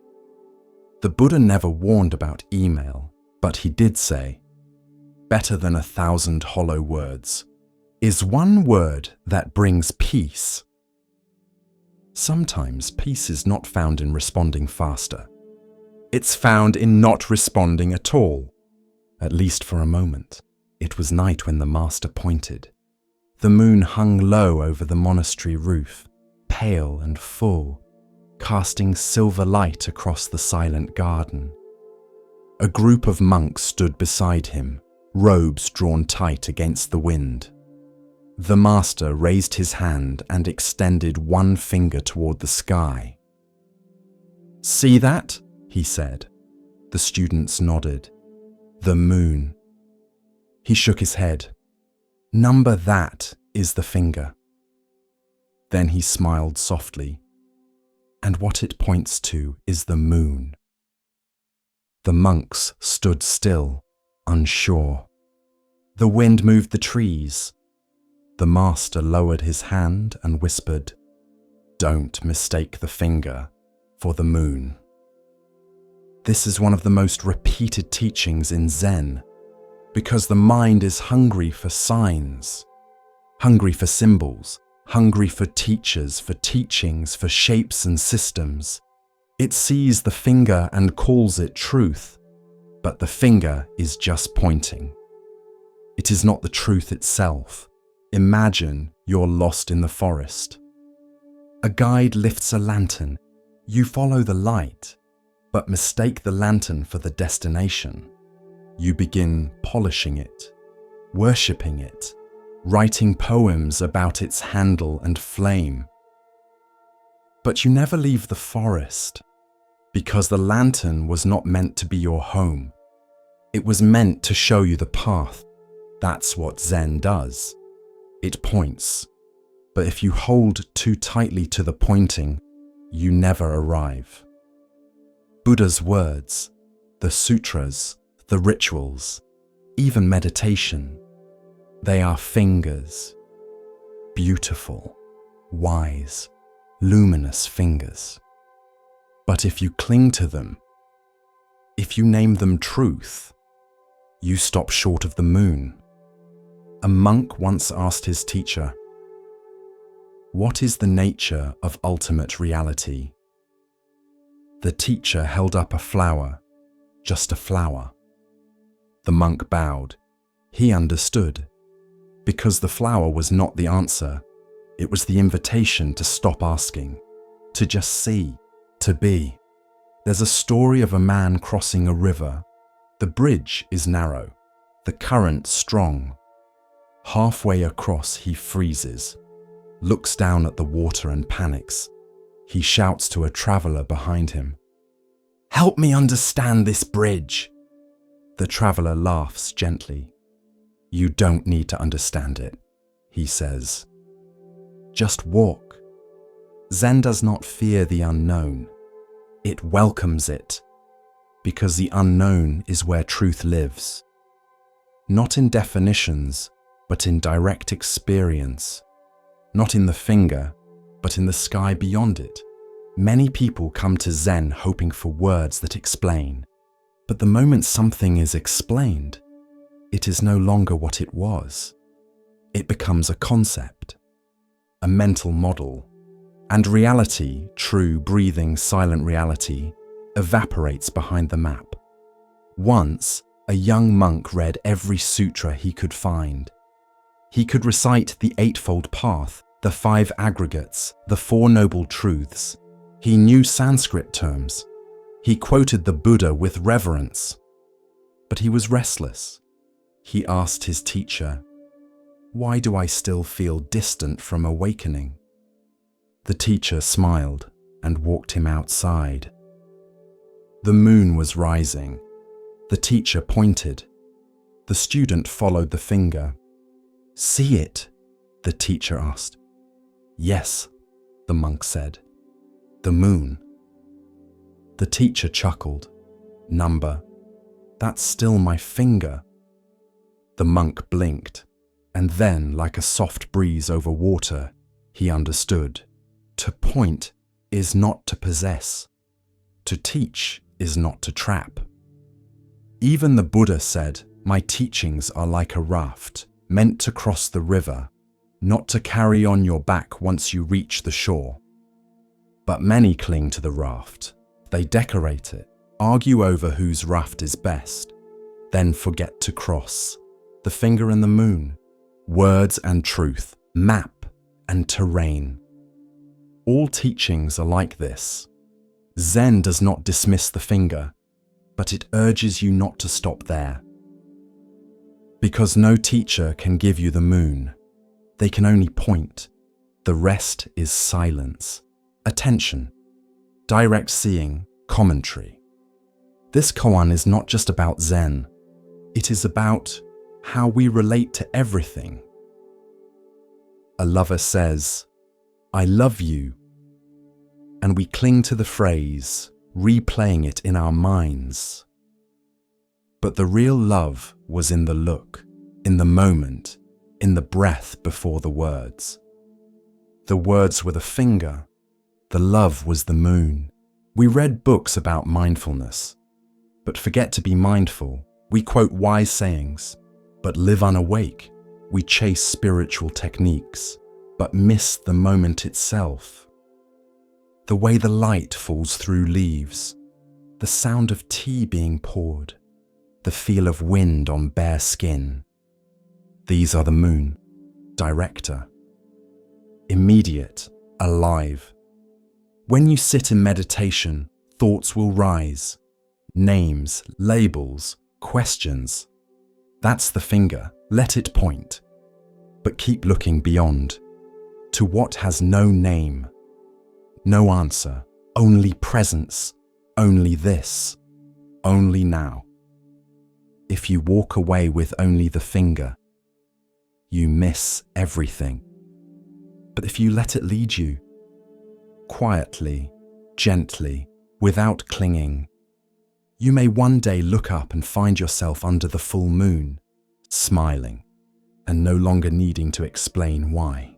Continuing along the path of Zen insight, we pause now to hear a teaching about perception and hidden value. Listen carefully to the next story. There was once a man who lived in poverty. His shoes were worn, his coat threadbare, his belly often empty, and his hands always calloused. But he had a friend, kind and wealthy, who loved him deeply. One day this friend came to visit. They shared a meal, laughed like children, and drank until the poor man fell asleep in contentment. Before leaving, the friend saw how hard the man's life had become. So he quietly took a jewel, a priceless, radiant stone, and stitched it inside the lining of the man's robe. He said nothing. He simply left the gift where it could not be lost. Years passed. The poor man wandered, worked, begged, slept beneath bridges and woke in alleyways. He remained convinced he had nothing, never knowing that a treasure was sewn into his own clothing. He suffered, all while wealth brushed against his ribs, all while forgetting what he already carried. Then one day the two friends met again, and when the rich man saw the state of his companion, he cried out, "Why have you lived this way? Don't you remember? I gave you everything. The jewel has been with you this whole time." The poor man froze. His hands trembled as he turned the robe inside out, and there, nestled in the seam, untouched and waiting, was the jewel. This is a parable from the Lotus Sutra, and it is not about wealth, it is about Buddha nature. It is about the truth we already carry, but forget. The man is all of us, wandering, doubting, working endlessly to find meaning, purpose, belonging, thinking we must earn it, thinking we must seek it, never realizing we were born with the jewel. We never lacked it, we only forgot to look. Buddha nature is not something to gain. It is not granted to the worthy, it is already here, in the one who chants, in the one who steals, in the one who weeps in shame, in the one who laughs too loudly in the back of the zendo. The jewel shines equally. It does not discriminate. In Mahayana Buddhism, this parable is a teaching of Tathagatagarbha, the womb of Buddhahood. It means that all beings, no matter how lost, carry the seed of awakening, not as potential, but as reality. Already whole, already luminous, already stitched into the lining of our very being. The problem is not that we are broken. The problem is that we believe we are broken. And so we search, outside, in teachers, in techniques, in titles, in temporary comforts, all while the jewel sits quietly inside, waiting. There's a saying in Zen, don't seek the truth, only stop cherishing opinions. Because the more we chase, the farther we run from what is already still. In the story, the friend does not blame. He simply says, look. That is the role of the teacher, not to give you the jewel, but to remind you it's there, to show you the thread, to help you turn your robe inside out. Even your flaws are not flaws. They are fabric. Even your pain is not proof of lack. It is the tension in the thread that protects the jewel. Even your delusion is a path, if you let it lead you inward. The poor man's mistake wasn't laziness. It was forgetting his inheritance, just like us. We forget we are enough. We forget we are worthy. We forget that what we seek has always been with us. Buddhism is not about becoming holy. It is about remembering who you are, who you've always been, what cannot be taken from you, not by grief, not by failure, not by your own darkest thoughts. Sometimes people ask, but if I already have Buddha nature, why practice? And the answer is simple, to remember, to loosen the thread, to notice the glimmer, to stop walking past yourself like a stranger. Commentary. The jewel is not hard to find, but it is easy to overlook, because it does not shout. It does not sparkle in the usual light. It sits in the quietest part of you and waits for you to be still enough to feel it. You may not believe this yet. That's okay. Belief is not required. Only curiosity, only the courage to look inside the robe and ask, what if I am already whole? In a monastery garden, a novice once asked the teacher, where can I find the Buddha? The teacher pointed to the ground. Toes. then to the novice's chest, heart, then to the novice's eyes. Everywhere you see, but especially where you never thought to look. You have the jewel. So now, stop asking how to earn it. Start asking how to honor it. Live from it. Speak from it. Let it shape your steps.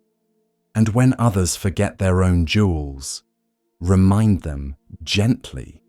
Just like the friend did, it began in the hush before dawn, when the breath of the world still rested and time itself seemed unsure whether to move forward.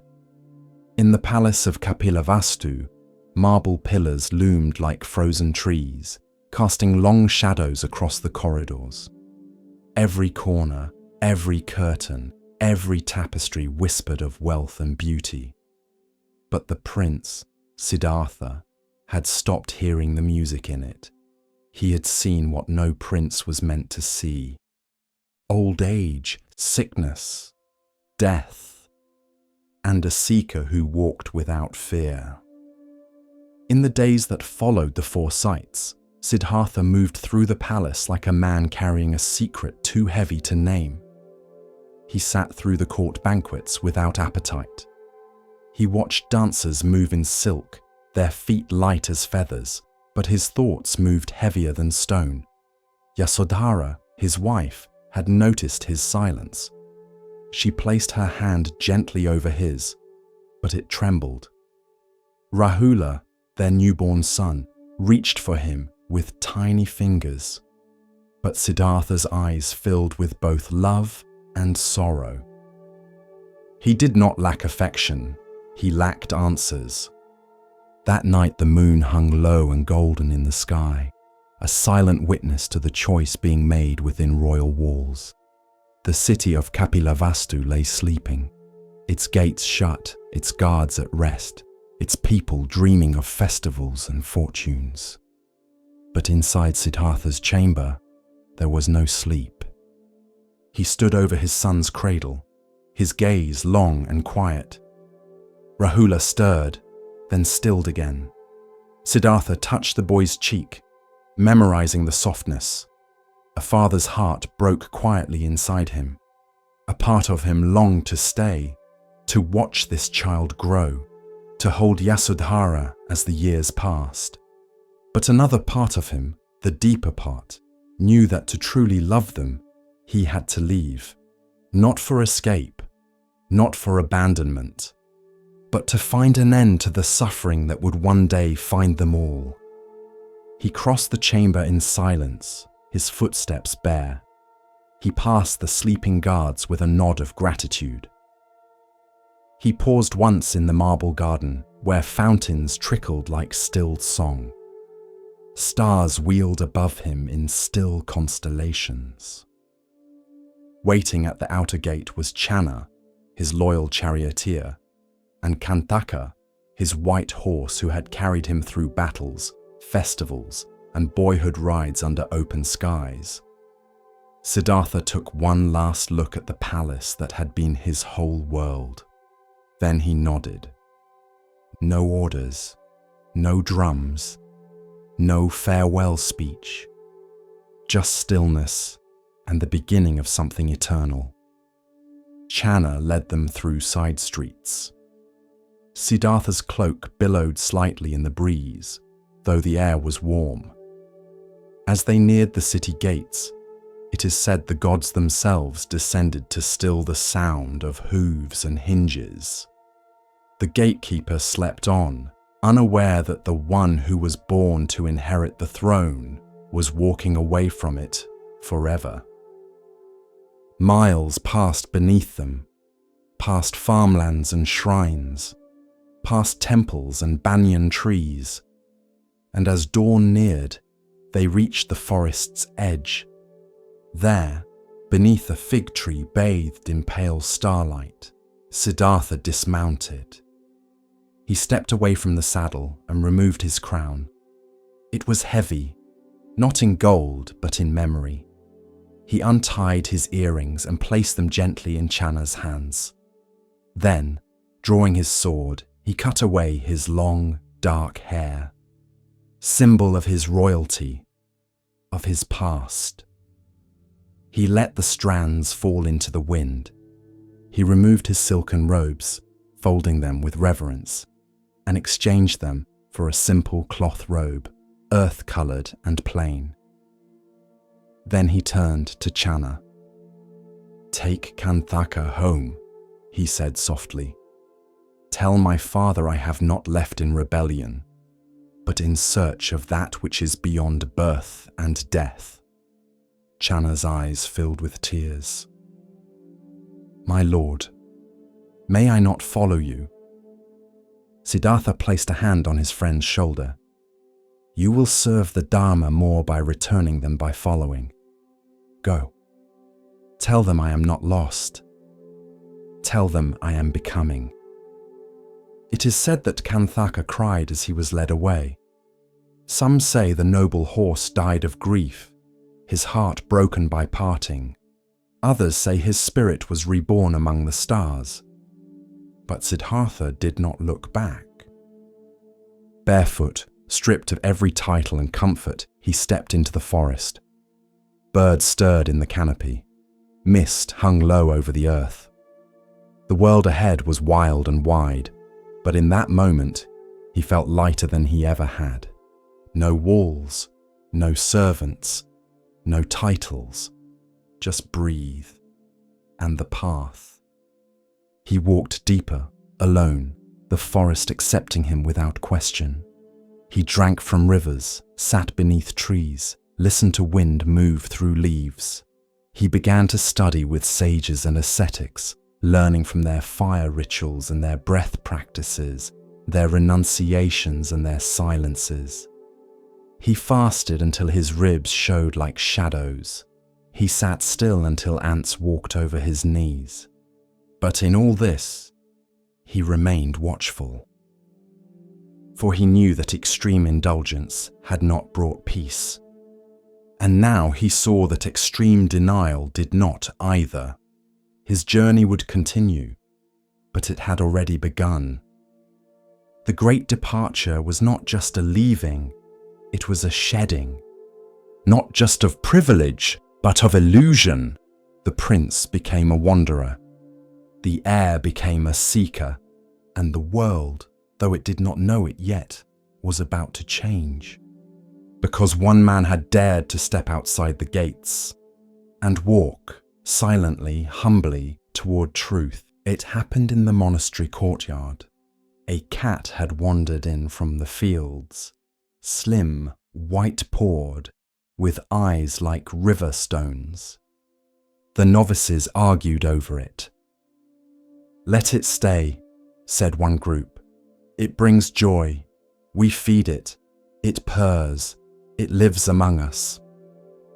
"No," said the other group. "It distracts us during zazen. It chases the sparrows. It has no place in a temple of silence." The voices rose. One claimed compassion. Another claimed discipline. Both believed they were right, but neither listened. And so they argued, loudly, endlessly, until the abbot, Master Nansen, appeared. He said nothing at first. He looked at the cat, then at the monks, then back at the cat. In one swift motion, he drew his blade from beneath his robe, held it high, and said, "If any of you can say a true word, this cat will be spared." Silence. No one spoke. The wind stirred. The cat blinked, and then the blade flashed, and the cat was gone. That is the story, told for centuries across temples and texts, debated, feared, questioned, but never forgotten. Later that evening, Master Nansen told the story to Yoshu, his senior student. Joshu did not argue. He did not recoil. He simply took off his sandals, placed them on his head, and walked out of the room. Nansen smiled, If you had been there, he said, the cat would have lived. What does it mean? Why such violence? Why the silence? Why would a master of compassion raise a blade? And why was Yoshu's nonsense, putting sandals on his head? The answer Nansen was waiting for. This is not a story about a cat. It is a story about attachment to views, about how quickly the mind clings to being right, how debates, even over seemingly noble things like kindness or rules, can become distractions.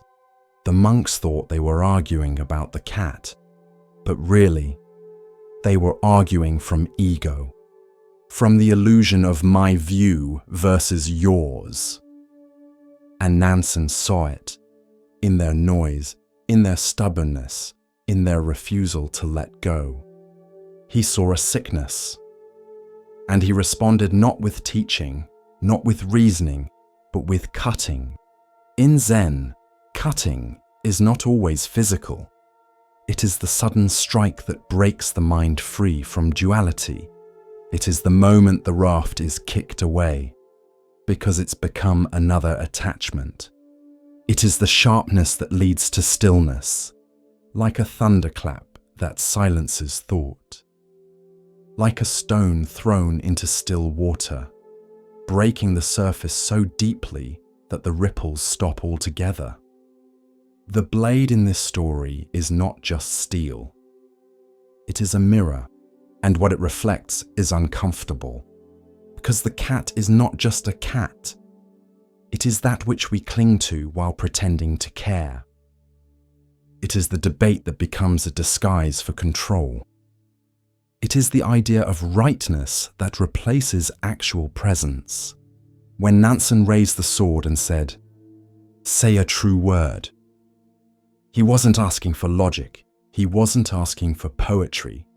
He was asking for being, for someone to drop the debate, to step beyond language, to show life, not defend it. No one spoke. Not because they didn't know the answer, but because they were still stuck in thinking, still stuck in sides, still holding on. But Joshu, when he heard the story, he didn't try to argue it. He didn't try to defend the monks or condemn the master. He didn't even say a word.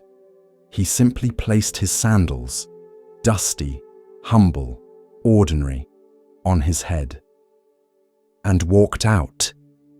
Nonsense? Perhaps, or perhaps, a true word without speech. A gesture so absurd that it shattered meaning altogether. No logic, no stance. Just presence breaking form. Just action beyond thought. Just emptiness wearing a shoe. Nansen smiled, because truth had finally moved. Not in words, not in argument, but in surrender, commentary. This koan disturbs many, because it seems violent. But Zen does not condone cruelty. It uses imagery not to glorify pain, but to jolt the mind awake. The cat is not the victim. The cat is everything we refuse to let go of while pretending we've let go. Your opinions, your need to win, your identification with spiritual knowledge. The cat is the argument that's gone on too long. The debate over kindness that's become unkind. The need to control the uncontrollable. And Nansen sees that no answer can reach those trapped in duality. Only a cut. Only a break. Only a moment so sharp that the mind has no time to resist. Zen is not safe. Not because it is cruel, but because it does not protect your illusions. It won't nod along to your spiritual ego. It won't politely entertain your ideas about Zen. It will instead hold up the blade, not to harm you, but to cut away what you're not, so that what remains is true. You cannot think your way out of illusion. Sometimes you have to shock yourself awake to see the cat, to see the blade, to see the silence after both are gone, and then to walk out of the room with sandals on your head. Because in that moment, nothing makes sense. And finally, you begin to see, as we drift deeper into the still waters of Zen, a quiet teaching begins to rise, one that speaks of clarity and of value not always seen. Listen gently now. The next story begins. The morning mist curled like breath above the water. Dew clung to each blade of grass, and the banyan trees stood tall and patient, their thick roots like ancient hands gripping the earth. In this quiet forest, life stirred slowly. A family of parakeets stretched their wings. Wildflowers opened their sleepy faces to the sun, and by the bend of a river, beneath the shade of a great banyan tree, grazed a herd of deer. Their leader was not the strongest in muscle, nor the swiftest in hoof, but in his eyes was a calm that held the wisdom of many lifetimes. He was the Buddha in a past life. And he was known as the banyan deer. He led not with fear, but with gentleness. When predators lurked, he guided the herd with silence and grace. When floods came, he taught them how to move with the water, not against it. And when food was scarce, he gave the youngest and oldest the first share. Even the wind seemed to part for him. But harmony rarely goes unnoticed for long. Not far beyond the forest, a new king had risen.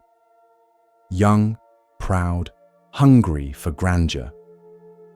One morning, as he bathed in a river near the forest edge, a golden mango floated past. He took a bite and paused. The taste was unlike any fruit he had ever known, honeyed, rich, alive. "Where did this come from?" he asked. A servant replied, "From deep in the forest, sire, a grove the deer protect." The king stood. "Then I must have it." With drums and banners, he marched into the trees. His men cleared paths, felled smaller growth, and drove the deer into a vast enclosed reserve. The mango tree was surrounded, the forest taken. The deer were trapped.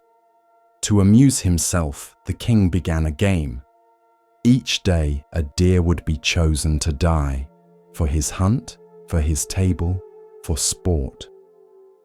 The deer grew restless. Mothers wept. Fawns shivered in the tall grass. Panic spread like fire. But the banyan deer did not run. He stepped forward and bowed before the king. "Great ruler," he said softly, "let there be order to our suffering.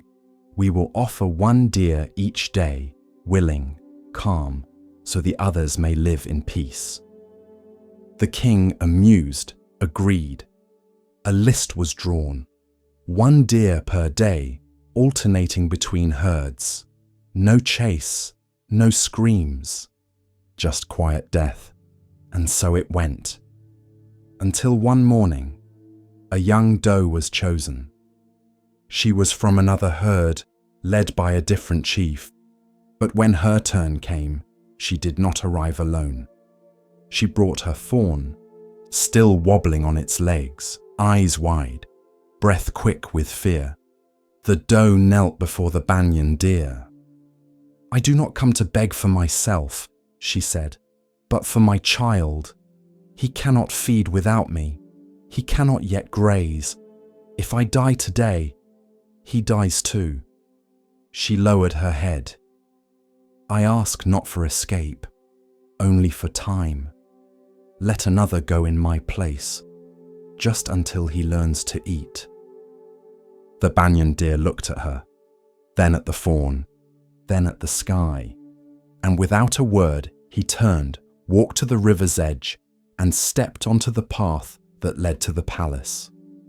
The guards, now familiar with his presence, let him pass. The king sat on his marble seat, polishing the tip of his spear. "You again," he said. "What is it now?" The banyan deer bowed low. "I come to take her place." The king raised an eyebrow. "She is not from your herd." "I know." "She is not your responsibility." "She is a mother." The king laughed. "Then let her king speak for her." "He did not." "And why you?" "Because I can." A silence fell between them. The king studied the deer, the steady breath, the lowered gaze, the quiet strength. "You would give your life for a stranger." "I do not see strangers," said the deer. "Only lives, only suffering, only the chance to spare it." The king leaned back. "Tell me, banyan deer, are you not afraid?" The deer looked up, calm as still water. "I am not afraid to die. I am only afraid to forget compassion." Something shifted in the room, a hush deeper than silence.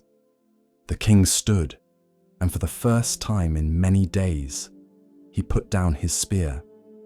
"No more," he said.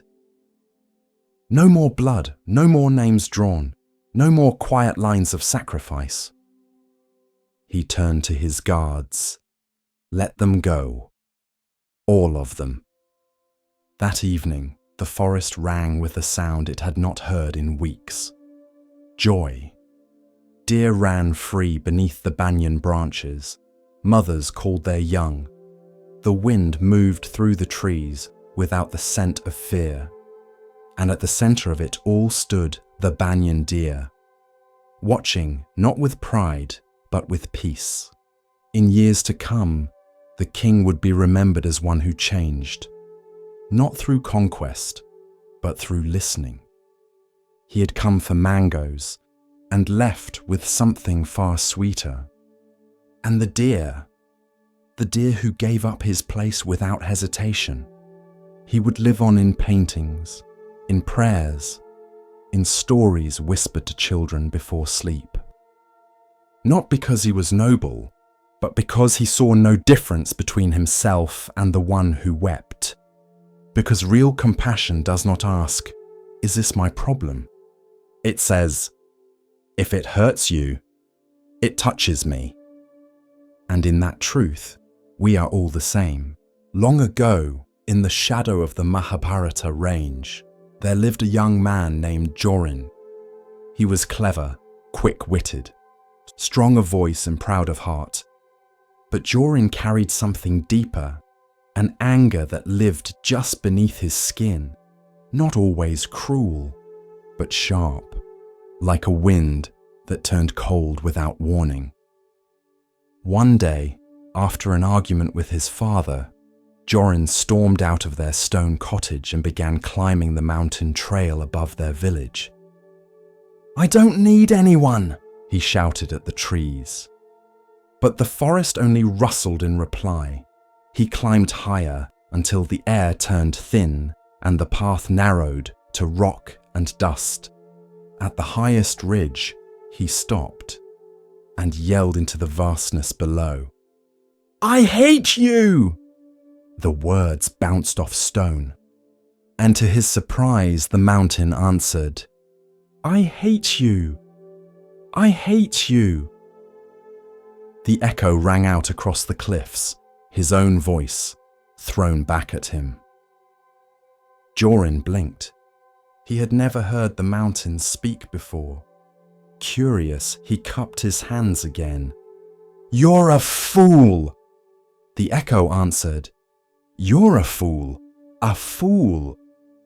Now he laughed nervously. Then, hesitantly, he tried, "I love you." And again the valley responded, "I love you." love you. His voice returned, but changed by the silence it passed through.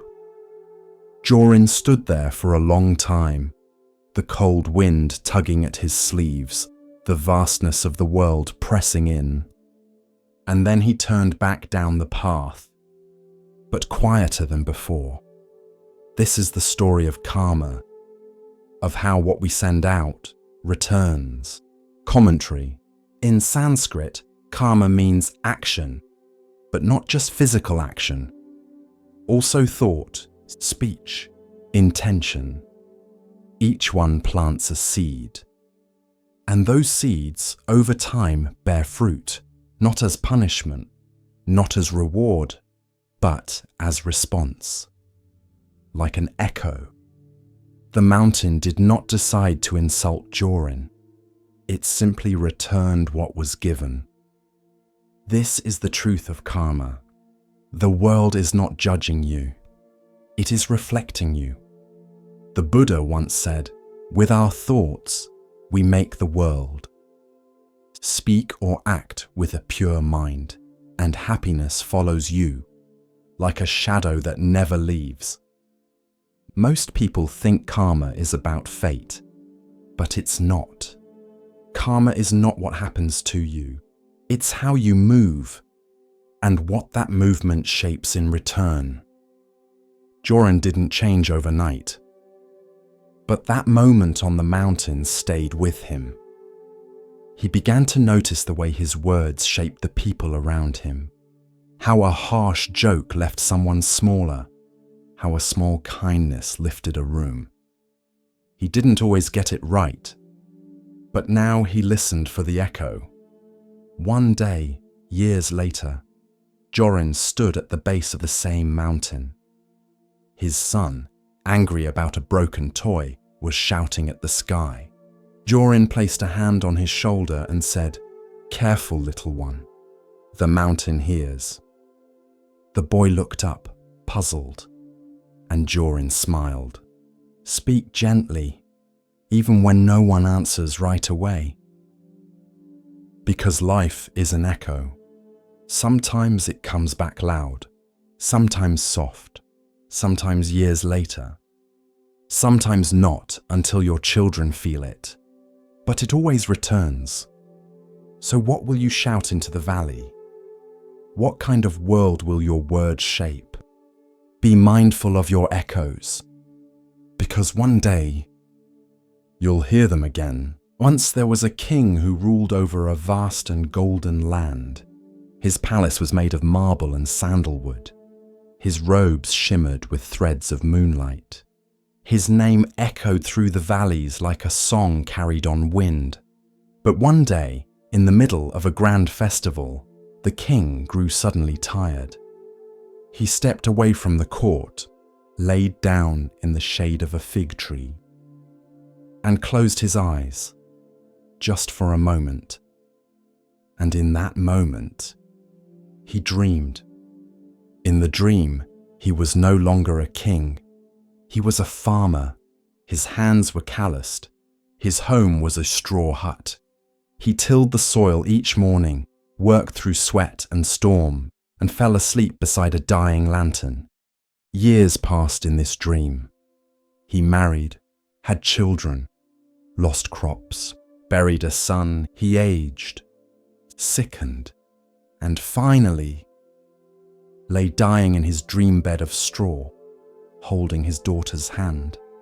As he drew his last breath, he awoke, back under the fig tree, back in silk, back in the sound of distant music from the palace. No time had passed. Only the blink of an eye. He sat up and wept. This is the story of samsara, the cycle of birth, death, and illusion. Commentary. The Buddha once said, "This world is a dream, a bubble, a shadow. See it as such." But it does not mean the world is meaningless. It means that clinging to the dream, believing it is the whole of reality, is what causes suffering. The king's dream felt real. He loved, he cried, he endured, and yet it was only a flicker in his mind. When he awoke, he was still himself, still whole, still the same awareness, only now, clearer. So too with rebirth. You are born into a form, live a life, gather names, habits, memories, and when that form ends, the awareness that knew it does not die. It simply moves, like a dreamer waking into another dream. Samsara is not a punishment. It is a lesson, a series of dreams to awaken from. Not by denying them, but by seeing through them. When the king returned to court, he no longer ruled with pride. He ruled with humility, with tenderness, as one who knew that even a crown is made of the same dust as a farmer's hoe. He often sat under that same fig tree in silence. When people asked why, he would only say, "That is where I remembered." One day, he invited monks to his court. Among them was a sage known for his stillness.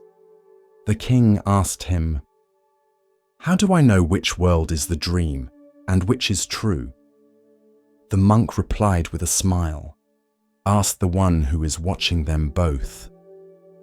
Who is that? The witness, the awareness, the one who saw the king dreaming of the farmer, the one who sees you dreaming this life. It is not your name, not your face, not even your memories. It is that which knows, always watching, always here, even as the dream changes. This is the mind beyond mind, the unshaken center, the part of you that does not sleep, even when the body rests. The Buddha's teachings do not try to wake you with alarm bells. They whisper. They let you walk the path until one day, under a tree or beside a river or in a quiet moment between breaths, you see it for yourself. This is a dream. And yet, I am real. The king died many years later, not in fear, but as one who knew how dreams begin and end. He left behind a poem carved into the fig tree. When I was awake, I thought I ruled. When I slept, I thought I served. Now I know I am neither. I am the dreamer and the waking. So when the world feels heavy or the illusion too thick, sit quietly. Breathe and ask yourself, what part of me is watching this? Not to escape the dream, but to wake kindly inside it. With each breath, we continue our journey through the wisdom of Zen, where the smallest stone may hold the greatest truth. Here starts the next story. There was once a dog who barked at everything. Leaves in the wind. A child's laughter. The moon. He lived near the edge of a monastery in the countryside. A dusty patch of land behind the kitchen, where scraps were tossed and shadows flickered on old stone walls. The monks called him Naga. No one knew where he came from. He was just always there. Tail curled, eyes sharp, teeth ready, and always barking. When visitors arrived, he barked. When bells rang, he barked. Even when nothing moved at all, he barked, as if the world itself was suspicious. Some monks avoided him. Too wild, they muttered. Others threw him bread or whispered mantras for his restless soul. But one monk, elderly, slow-moving, soft-spoken, began to sit near him each morning. No words, no food, just presence. He would settle into the grass, cross-legged, a few paces from Naga's resting place. He didn't reach for him, didn't scold the barking. He just sat. At first, Naga barked at him too, low growls, sharp yelps, but the monk remained still, breathing in, breathing out, no threat, no fear, no reaction. Days passed, then weeks. Naga still barked at others, still snarled at passing carts or fluttering robes, but not at the old monk. Eventually, when the monk arrived, Naga would simply lift his head and then rest it again. One morning, the monk placed a small bowl of water nearby. Naga didn't touch it, not for an hour, but as the sun climbed, he finally approached, drank, then sat beside the bowl. The monk said nothing, only smiled. A younger monk watching from the corridor asked later, "Master, how did you calm him? We've tried so many things, food, scolding, chants." The old monk replied, "He barked because the world barked back. He expected resistance, but when he found none, he started listening." Reactivity, the monk would later teach, is like a match near dry grass. One spark, and the fire spreads. But if the grass is damp, soft, grounded, the flame fizzles out. Naga still barked sometimes, but not with the same edge, not with the same fear. And when the old monk passed away years later, Naga lay beside his meditation cushion for 3 days, silent, not whimpering, not barking, just there. Monks and novices alike noticed. A dog who once barked at everything, now holding space for grief, with the stillness of a cloud. There is a saying, when you stop reacting, you start seeing. The dog had seen the one thing no command could teach, that peace isn't taught through force, but through presence that does not flinch. The forest lay still beneath the afternoon sun, warm and golden, its edges softened by the hush of tall grass and the rustle of distant leaves. Along a winding riverbank, deer moved like whispers, elegant, careful, serene. They drank from the clear water, nibbled the green shoots, and lifted their heads with ears poised to catch the smallest sound. Among them walked a deer, unlike the others. Tall, golden brown, with a coat that shimmered like silk, and eyes that held not fear, but understanding. He was the Buddha in a life long before his final birth. And he was known as the king of the banyan deer. In this forest, 2 great herds lived side by side, the banyan deer and the branch deer. Each herd had its king, but only one ruled with wisdom and mercy. The king of the banyan deer cared for his herd as a father cares for his children. He ensured the weakest were protected. He shared shade and water with all. And when conflict stirred, he calmed it with reason, never violence. But far beyond the forest, beyond even the river's reach, sat a palace of polished stone. There lived a human king, powerful, proud, and enamored with the hunt. He loved the thrill of the chase, the cries of hounds, the clatter of hooves, the fall of the body. But he grew tired of riding so far for the kill.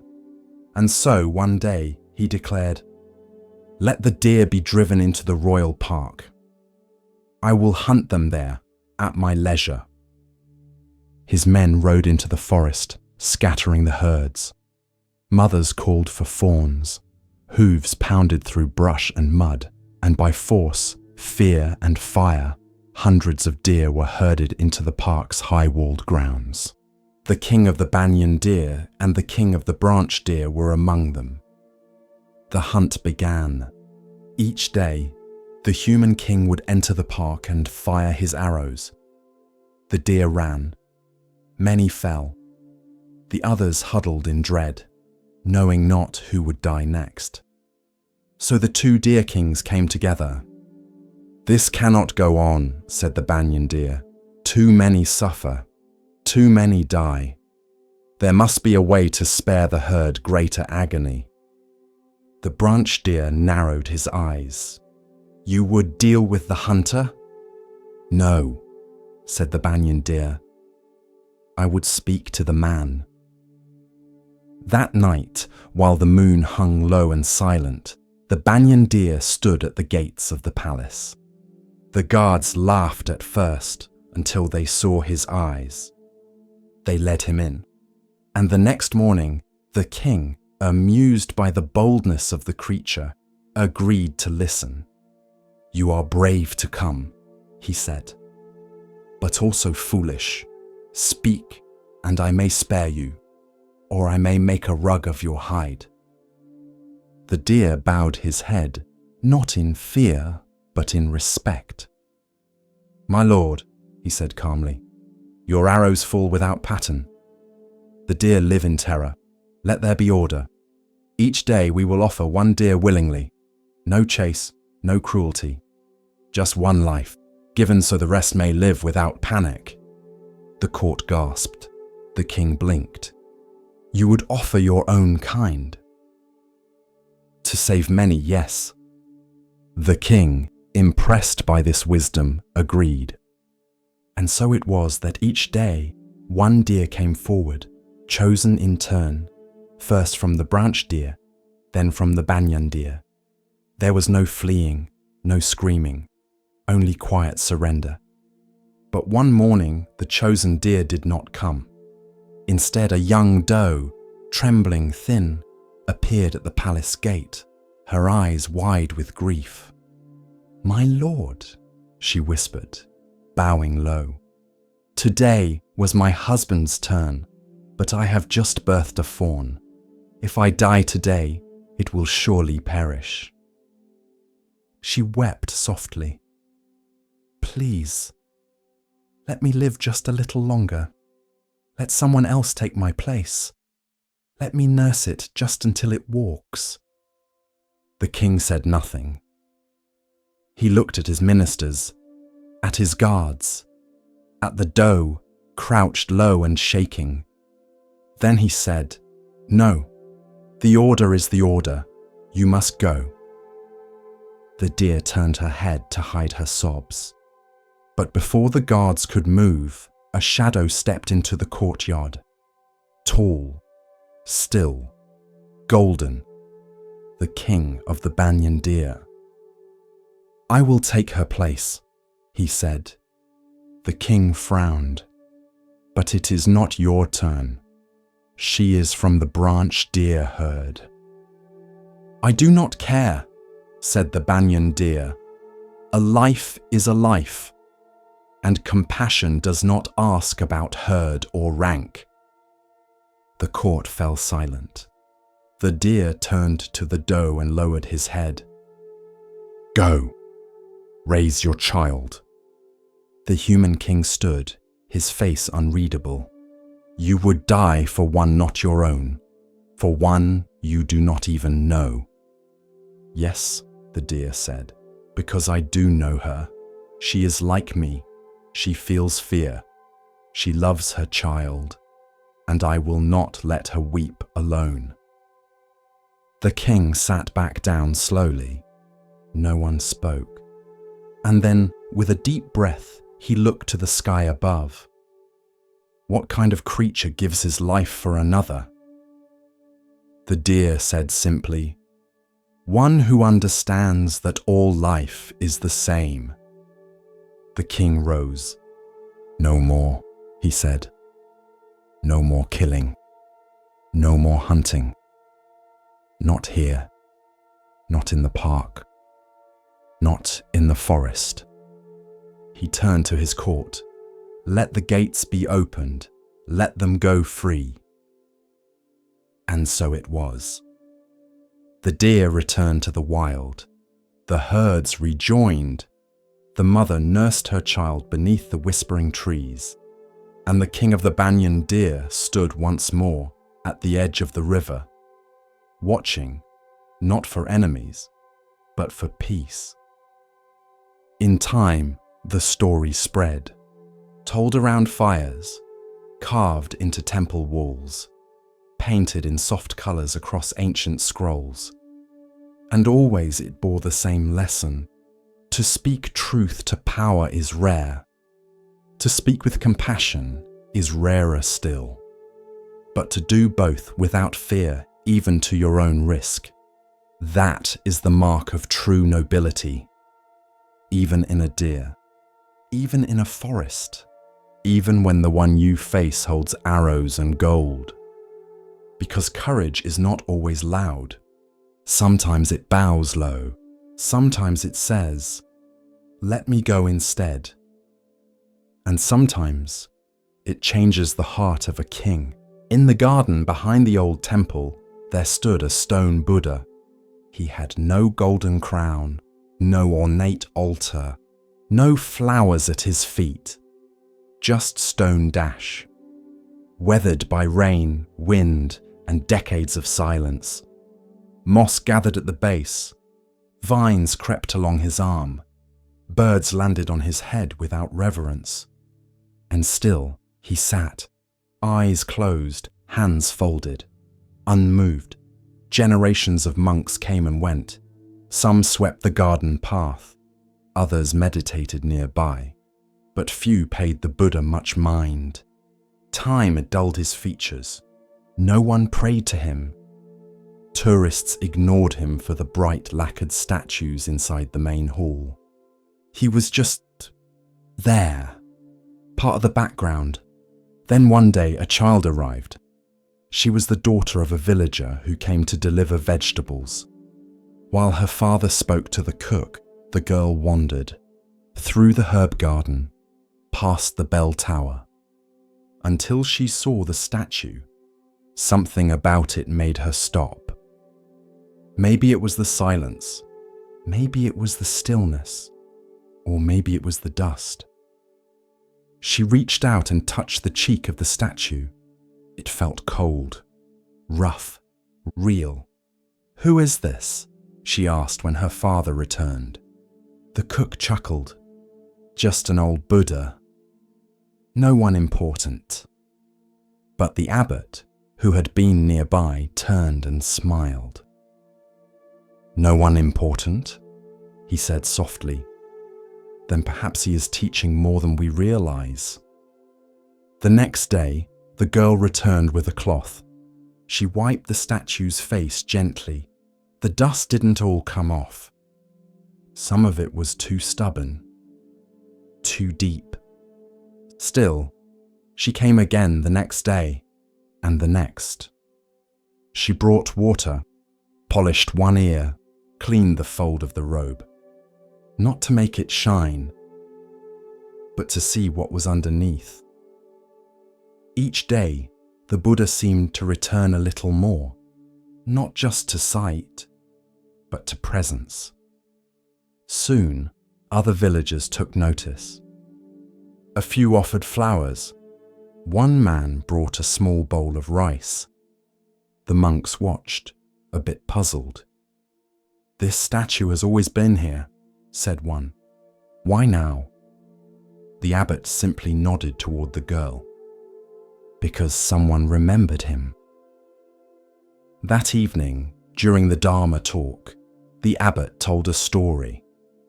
"Long ago," he began, "there was a temple in Thailand that housed a clay Buddha. Plain, ordinary, but during renovations a crack formed, and when monks investigated, they found gold beneath the clay." He paused. For years no one knew. Dust had hidden what was always shining. The monks were quiet. They knew he wasn't just talking about statues. "We forget," the abbot continued, "that beneath the dust of routine of failure, of labels and years. There is gold. The girl didn't understand the full teaching, but she understood enough that something once ignored could be sacred, that what others pass by might be worth sitting with. Months passed. The Buddha still wore dust, but now it was brushed gently, not erased, just respected. His cracks weren't patched, his moss not scraped away, because the lesson was not perfection. It was presence. Years later, the girl grew older, left for school, moved to the city.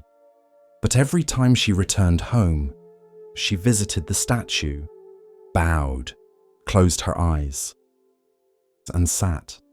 One spring, she returned to find a small plaque had been placed beside the Buddha. It read, "Covered in dust, still whole." And beneath it, a haiku, "Stone does not forget, even as moss takes its hold." The silence remains. In the end, the statue never moved, never spoke, never sparkled, but it changed those who looked long enough, not by demanding attention, but by waiting patiently for someone to remember that beneath the dust, nothing was ever missing. The path of Zen unfolds like morning mist, soft and patient. In this next tale, we are invited to see, beyond appearance, into essence. Listen carefully to the next story. A novice had a restless mind. He tried to sit, tried to breathe, tried to still the thoughts, but each time he closed his eyes, his mind swirled. Lists, regrets, what ifs, what nexts. He couldn't find peace, and the more he tried to force stillness, the louder everything seemed to become. One morning, after failing again to meditate, he stood up in frustration. "I'm broken," he muttered. And he walked, head down, steps fast, until he nearly collided with the old groundskeeper, Master Rio. Rio was known for his silence. He didn't teach. He didn't lecture. He just tended the gardens and cleaned the gutters. But he had been at the temple longer than anyone. The novice bowed clumsily. "Forgive me, Master." Rio tilted his head, studying him. "You're not breathing like a monk," he said. The novice looked up, startled. Rio turned, motioning for him to follow. They walked in silence through the bamboo grove to the kitchen courtyard, where a wide clay bowl stood filled with clear water. "Sit," Rio said. The novice sat. Rio picked up a small stick, and without a word, he stirred the water, gently at first, then faster, until the surface churned and the reflection broke into chaos. The novice watched. Then Rio set the stick down. They sat in silence. The bowl shimmered, then slowed, then stilled. The novice could suddenly see his own face again in the reflection. Rio looked at him and asked, "Did I make the water still?" The novice blinked. "Number it settled by itself." Rio nodded. "So will your mind." And he walked away. This is the story of trusting the stillness beneath disturbance. Commentary. Many people believe meditation is about forcing silence, forcing peace, erasing all thought. But in truth, it is about letting the water settle. Your mind is like a bowl of clear water. Every thought, every worry, every fear is like a stick stirring it. The more you react, the more you stir. The more you chase silence, the more turbulence you create.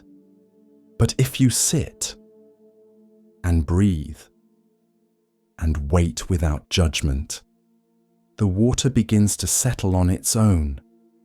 This is the natural wisdom of the mind. You don't need to fix it. You need to allow it. There's a Zen saying, "Muddy water clears itself if left alone." The novice learned something that day, not from a sutra, not from a formal teaching, but from water. He stopped fighting his thoughts. Instead, he watched them. Like leaves drifting across a pond. He stopped demanding they leave, and instead bowed as they passed.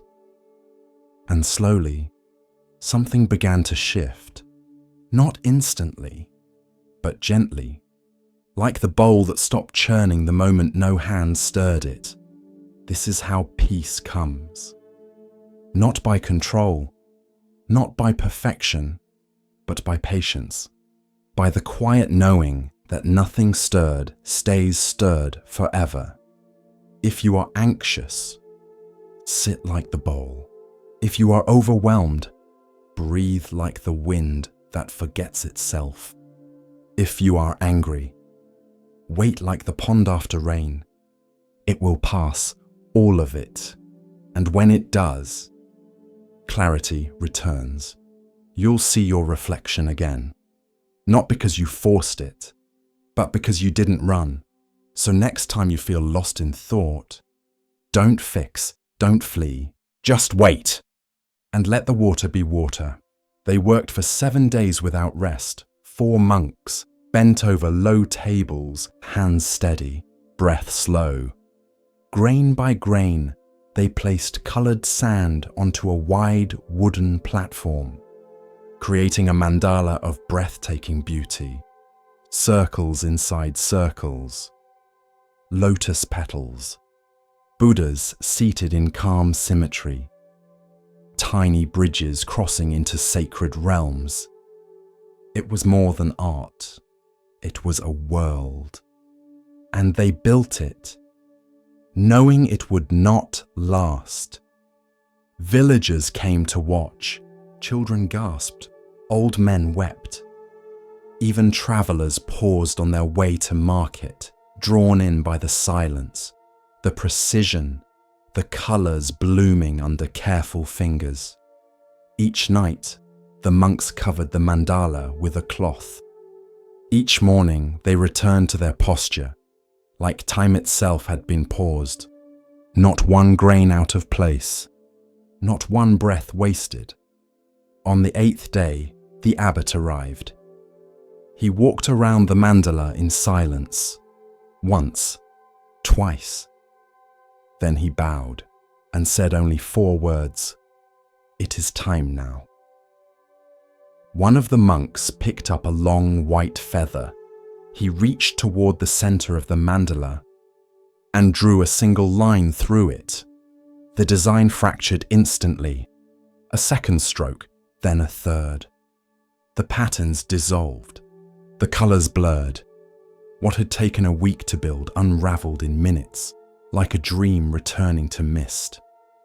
Some gasped, others cried, but the monks only bowed, then gathered the sand in a simple clay bowl. They walked together to the river. With a small prayer, they tipped the bowl, and the sand returned to water, color to flow, form to formlessness. Gone. This is the story of letting go, of beauty not owned, of effort not clung to, of creation not possessed. Commentary. The sand mandala is one of the clearest teachings in Mahayana Buddhism, not because of how it looks, but because of what happens after. In the West, we celebrate permanence. We build to last. We frame art. We publish books. We try to leave a legacy. But in Buddhism, there is no permanence, only appearance, only change, only flow. The monks poured their hearts into the mandala, their care, their breath, their presence. They built it not despite its impermanence, but because of it. They knew it would vanish, and they still gave everything. That is love without grasping, effort without ego, joy without needing to possess. The act of destroying the mandala is not cruelty, it is compassion. A reminder, everything we cling to will one day dissolve. Beauty, youth, achievement, even memory. We can either mourn this endlessly or bow to it. There is a phrase in the Diamond Sutra. All conditioned things are like a dream, a phantom, a bubble, a shadow, like dew or a flash of lightning. Thus we shall view them. It doesn't mean nothing matters. It means everything matters more deeply when you know it's passing. You love your child's laughter more when you know they won't be 5 forever. You savour tea more when it's the last cup from the pot. You forgive faster when you realise tomorrow isn't promised. One woman who watched the mandala's destruction approached the abbot in tears. "All that work," she said, "and now it's gone." The abbot bowed. "That is why it was precious," he replied. "When we cling, we suffer. When we release, we flow." This doesn't mean becoming detached or cold. It means seeing clearly and trusting what passes. Trusting that even after the mandala is gone, the hands that built it are still steady. The breath that guided it is still with you. The river still carries the colors. Life is not meant to be grasped. It is meant to be given. Again and again. Like sand to a current. So build your mandalas. Love your people. Paint your days with color. But don't try to trap the moment. Let it come. Let it shine. And when it's time, let it go. And perhaps, like the monks at the river, smile while you do. The banks of the Ganges shimmered with morning light. Mist curled like white breath from the earth, and birds traced wide arcs above the water. The river flowed as it always had, unhurried, ancient, indifferent. Upon a small rise near the city of Gaya, the Buddha stood. His saffron robes caught the first golden threads of sunlight, and his presence seemed to quiet even the wind. Around him gathered 1,000 ascetics, silent, weathered, lean with years of discipline. Their robes were coarse, their skin bronzed by fire and wind. Their eyes held questions that words could not form. They had come to hear him, not because he promised liberation, but because he had found it. These were men who had walked barefoot on burning sand, who had held their breath until stars blurred in their vision, who had fasted until even hunger grew silent. They had known pain. They had studied sacred fire. They had chanted, scarred, endured. But they had not known peace. And so they came, not to challenge, but to listen. The Buddha began not with praise, nor with rules, nor with doctrine. He began with fire. "All is burning," he said. A ripple moved through the crowd like wind across tall grass. He paused, let the silence stretch, like the space between flames. "All is burning," he repeated. "The I is burning, forms are burning, I consciousness is burning." He spoke slowly, deliberately, each word striking like a drumbeat in the still morning air. Burning with what? With the fire of lust, the fire of hatred, the fire of delusion? Some closed their eyes, others frowned. A few leaned forward, their breaths caught. The Buddha looked upon them, not with challenge, but with compassion. "This body you cling to," he said, "it is a wick.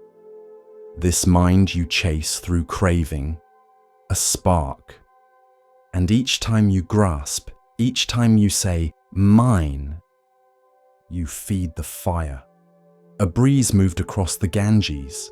It stirred the edges of robes. It cooled nothing. The Buddha continued. "The world is ablaze, but not with wood and coal. It burns with longing, with grasping, with thirst." He walked slowly among them, not above, not apart. His steps made no sound. Eyes that chase beauty, ears that crave praise, tongues that seek sweetness, minds that hunger for permanence. He turned and lifted his simple alms bowl. "This too is not mine. It holds food today. Tomorrow, it may be empty. I thank it either way."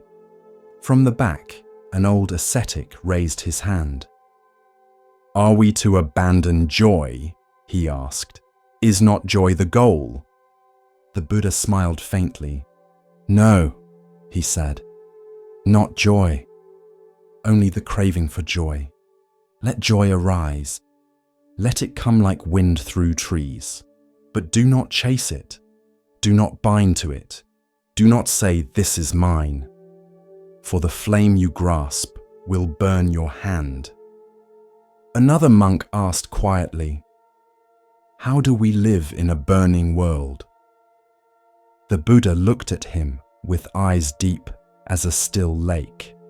"Like a man who sees the blaze," he said, "who walks with care, breathes with wisdom, and holds no illusion that the fire is shelter." A hush fell over the gathering, not from fear, but from recognition. The fire was not only in the cities, or in war, or in anger. It was inside them, inside each grasping thought, each clenched desire. The Buddha sat upon the earth. He drew a circle in the dust with his finger. "Inside this circle," he said, "are your perceptions, your feelings, your ideas. They rise like smoke. They change like flame. They disappear like ash. Do not build your home in a fire." A younger monk, no more than 20 summers old, whispered, "Then where do we dwell, Master?" The Buddha looked up. "In awareness," he said. "In equanimity. In the space between sparks. Be the witness, not the fuel." The monks bowed their heads. Some wept, not from sorrow, but from something else. From release, from clarity, from the sudden lightness of realizing they could put something down. That night, they built no fires. There were no chants, no ceremonies. They ate simply, drank river water, and sat in silence. But the silence was not empty. It was watchful. Each monk sat with his own flickering flame. Some remembered the pain of hunger they had forced upon themselves. Others remembered the pride they had felt when praised for discipline. Some saw anger they had not named, others grief, and they did not suppress these fires. They simply watched. And in the watching, something shifted. Not extinguished, but no longer fed. In the days that followed, the change was quiet but real. Monks who had once worshipped sacred flame, who had walked barefoot on coals, branded their skin, sat in the sun for days, now turned to a gentler discipline. They practiced release. They rose with the sun. They swept the courtyard slowly. They bowed not to fire, but to understanding. When visitors asked them what the Buddha had taught that morning, they did not recite scriptures. They did not speak of rebirth or karma or cosmology. They said only, "He showed us the fire." and told us we did not have to live in it. The fire sermon was spoken many times across the years, but none more powerful than that first morning on the river bank, when the smoke from the city's cooking fires curled upward, mirroring the craving in every heart, and the Buddha, with nothing in his hands and peace in his gaze, simply said, "Let it burn, let it pass, and do not be consumed." In the hush of understanding, Zen offers us another glimpse of what it means to recognize worth not by weight or shine, but by presence. Here starts the next story. It was the 5th night of the waxing moon. The air in Kapilavastu was still, not silent, but hushed, as though the stars had gathered at the edges of the world to listen. The palace walls breathed in jasmine and sandalwood. Lamps flickered gently. Servants whispered down the halls. And in the royal chamber, Queen Maya of the Shakya clan slept. Her breath moved softly. Her hands rested over her womb, though she did not yet know why. Outside, the moon hung high, full, radiant, unblinking. And beneath that silver light, a dream came to her, not wild, not fevered, but clear, like water holding the shape of the moon, the dream. She found herself in a quiet grove. It was not the palace, and yet it felt familiar. There were trees, tall and old. Their trunks curved like dancers, their leaves whispering secrets from lifetimes ago. She stood barefoot, wrapped in white. No crown, no jewels, only peace. And above her, the moon glowed brighter than it ever had, a luminous pearl suspended in sky. Then the winds parted, and from the east he came. A white elephant, vast and radiant, walked across the clouds, 6 tusks curved like ivory moons. Each footstep landed without sound, as though the earth bowed beneath him. His eyes were gentle, his ears like lotus petals. His skin shimmered, not with brilliance, but with quiet power. He carried a white lotus in his trunk, and he came to her, not with force, not with haste, but with the serenity of one who knows where he is going. She did not step back. She did not fear. She simply stood and watched. And when he reached her, he bowed, as if to offer the lotus, as if to ask permission. She lowered her gaze, and in that moment, the elephant entered her side. There was no pain, only light, only warmth, as though the moon had moved into her body, as though the entire sky now rested inside her. And in that light, she saw a vision, a child, radiant, seated on a lotus, surrounded by devas and sages, stepping not into royalty, but into destiny. She saw the turning of wheels, the shifting of ages, the crumbling of illusion, and then the dream dissolved. Waking, Maya woke before the birds. The sun had not yet touched the mountains. The oil lamp beside her flickered once, then settled. The chamber was silent, but her hands, still resting over her abdomen, were warm. And her heart beat not with confusion, but with awe. She rose slowly, wrapping herself in soft cloth. She moved through the halls like moonlight and summoned her attendants. "I have seen something," she said. "Call the king, call the sages, call the dream readers and wise ones, bring the astrologers." And they came, with scrolls, with incense, with knowing eyes. She recounted every detail. The forest, the moon, the elephant, the lotus, the peace. They listened, they nodded. And at last, the eldest among them, a man with a voice like woven silk, spoke. Your dream is not of the ordinary world. It is the sign of a great birth.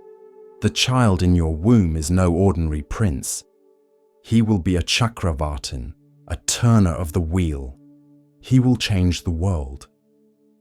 If he remains in the palace, he will become a king of kings. But if he sees the sorrows of the world, he will turn from gold to truth and become a Buddha.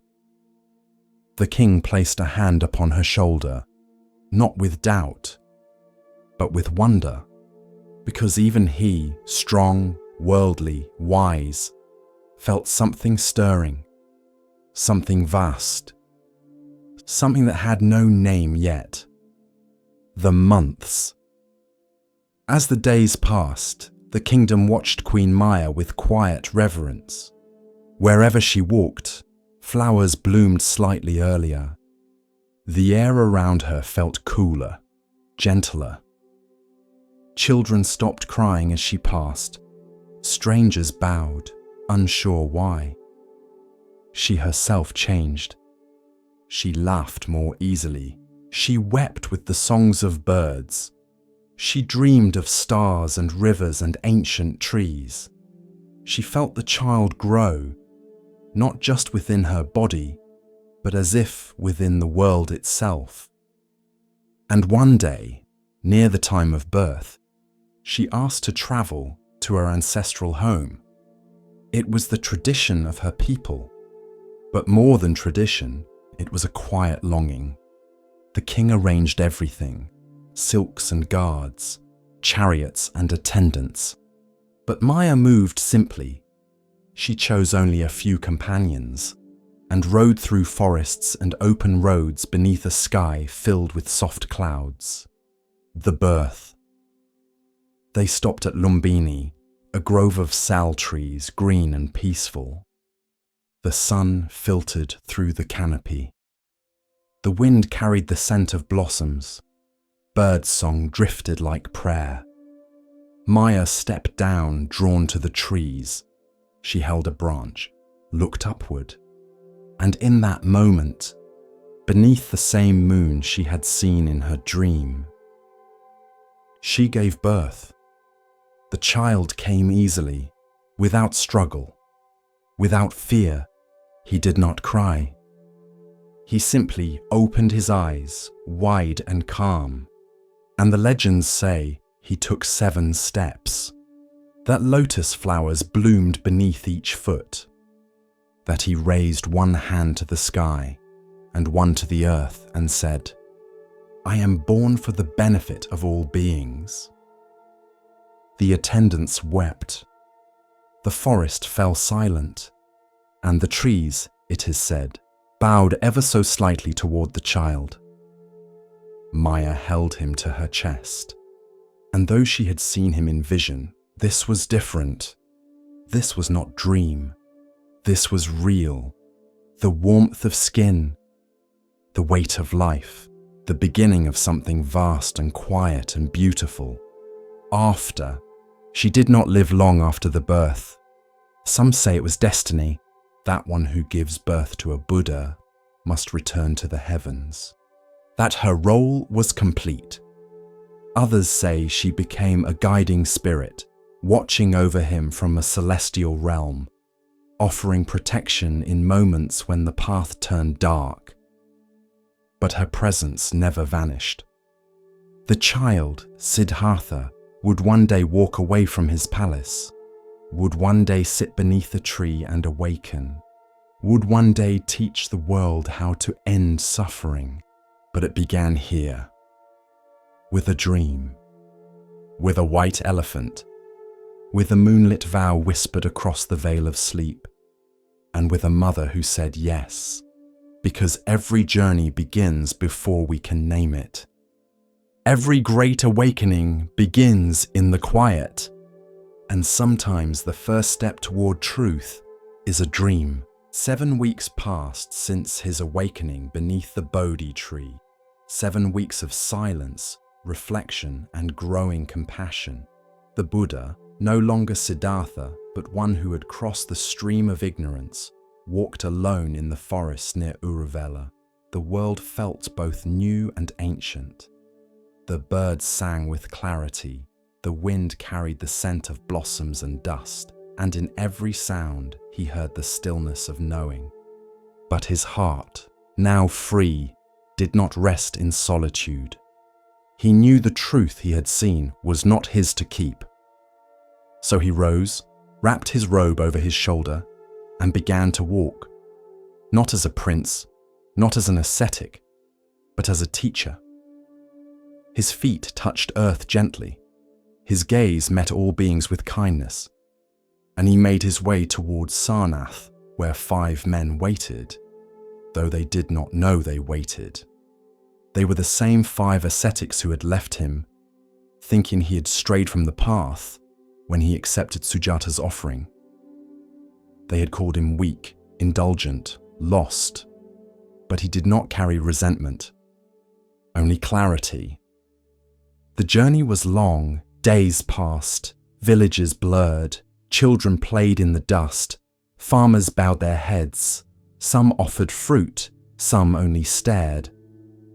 But at last, in the quiet of a fading afternoon, the Buddha entered the deer park at Isipatana. There the 5 ascetics sat, wrapped in threadbare robes, debating truths with furrowed brows and hollow bellies. When they saw him approach, they whispered, "He has returned. We will not rise. He abandoned discipline." But as he came closer, something shifted. There was no pride in his walk, no hunger in his eyes, only peace.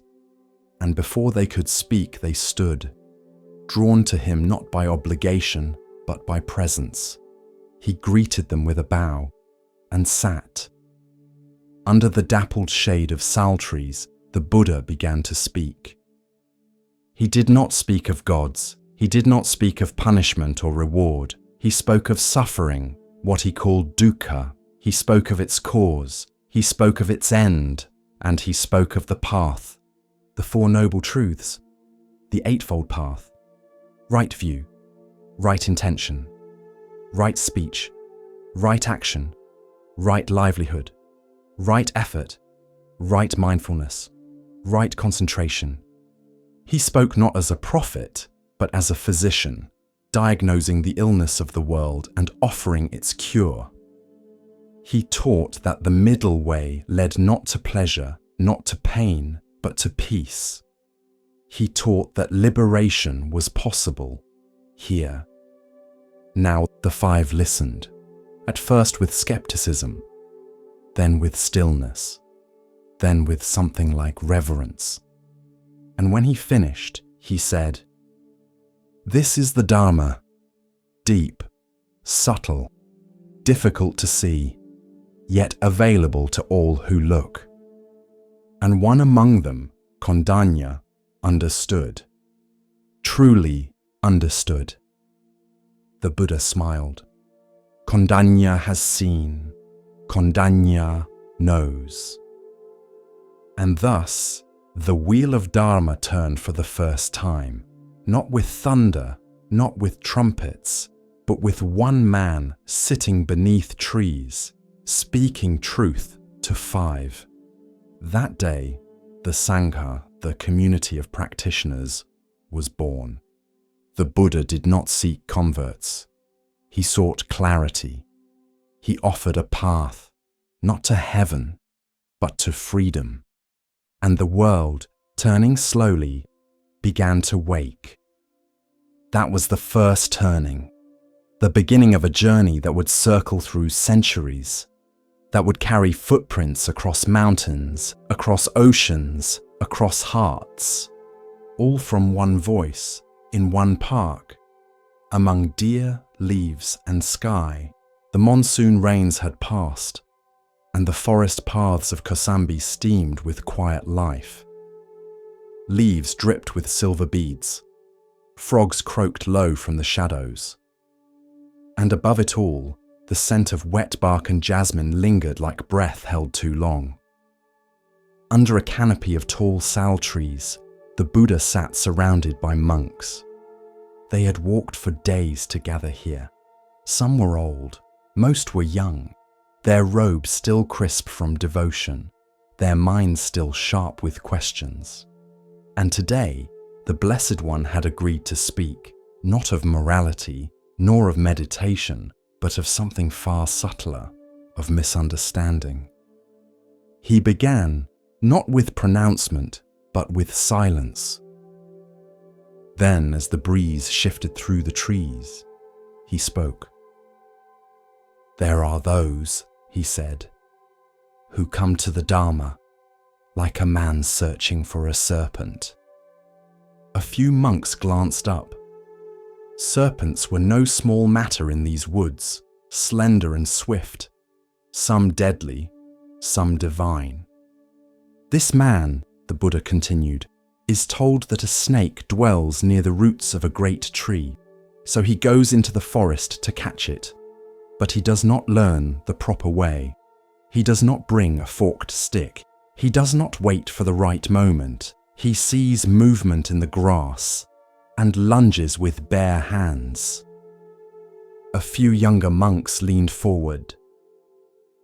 "What happens?" one whispered. The Buddha's gaze passed over them like moonlight on water. "He seizes the snake by the tail." A ripple of discomfort passed through the listeners.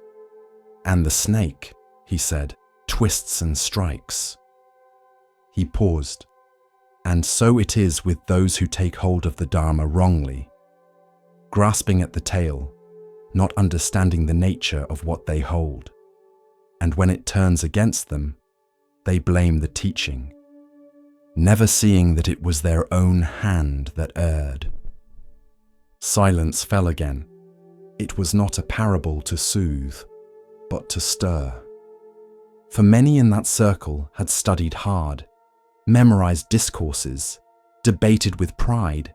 They recited verses in the marketplace, corrected others in the villages, and took satisfaction in knowing the words of the Buddha by heart. But the words were not the snake, and the Buddha knew it. A senior monk, Kakana, bowed his head and asked softly, "Blessed One, how does one hold the Dharma correctly?" The Buddha nodded. "Imagine," he said, "a man crossing a river. The current is swift, the far bank promises safety, and he finds no boat, no bridge. So he gathers branches, grass, and reeds. He binds them tightly. He makes a raft." The monks followed, some nodding. With effort, he crosses the water. And when he reaches the other shore, does he carry the raft on his back for the rest of the journey? A few smiled. A few looked unsure. "No," said the Buddha. "He leaves it behind, grateful, respectful, but he does not cling to it. He let that image hang in the warm, moist air." "So too is the Dharma," he said, "a raft to cross, not a burden to bear forever, not a weapon to strike others, not a badge to wear." A soft murmur of recognition passed through the monks. "But some," he continued, "treat the Dharma as the man who grabs the snake's tail. They take hold of words, of verses, of rules, not to cross the river, but to shout from the shore." He turned his palm upward. "They say, 'I know,' you do not. They say, 'This is the only way, yours is wrong.' They say, 'I have read, I have memorized, I have mastered.'" He paused. "But what have they understood?" A breeze stirred the forest floor. A leaf spiraled down like a question with no answer. Understanding, he said, is not repetition. Wisdom is not memorization, and truth is not a prize to be clutched. He looked at them all. Do not seize the tail. Learn how the snake moves. Watch, be still, approach with care. Grasp rightly, not to own, but to understand. A young novice, no older than 15, raised his hand timidly. But blessed one, he said, what if one clings to the raft out of reverence? Out of gratitude? The Buddha smiled gently. Reverence is not the same as attachment, he said. Gratitude flows like a river. Clinging dams the stream. He folded his hands in his lap. To let go does not mean to forget. It means to honor the purpose and move on when it has been fulfilled. Several monks bowed. Some looked thoughtful, others uneasy, for the teaching had pierced the pride of many. A monk named Sati, known for his keen memory and rigid interpretations, frowned. But Lord, he said, should we not defend the Dharma from false views? Yes, said the Buddha without hesitation. But first, defend it from misunderstanding within yourself. A man who argues from ego may win the debate and lose the path. He looked directly at Sati. If you know a verse, but use it to shame another, you have caught the tail. He turned to the group once more. If you teach to elevate yourself, you have caught the tail. If you study only to be praised, you have caught the tail. If you hold to rules to feel superior, you have caught the tail. And if you mistake knowledge for wisdom, you have caught the tail. The forest was utterly still now. Even the birds had quieted. And when the snake turns and bites, the Buddha asked, you will say the Dharma is false, that it failed you, that it was sharp, cruel, or useless, but the snake was never to blame. A few monks bowed their heads in shame. One of the older mendicants, seated on a mat of grass near the front, exhaled deeply. I have clutched many tails in my time, he said, but now I wish only to learn how to see clearly. The Buddha nodded. That is the beginning of wisdom. That evening, as twilight turned the forest gold, the monks moved quietly through the camp.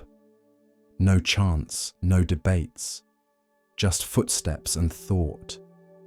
Sati sat alone by the fire, his manuscript scrolls untouched. The novice who had asked about the raft sat beside him, quiet, respectful. Sati turned and whispered, I used to think that knowing every word would make me wise. The boy looked at him. And now? Sati stared at the flames. Now I wonder if I even know how to listen.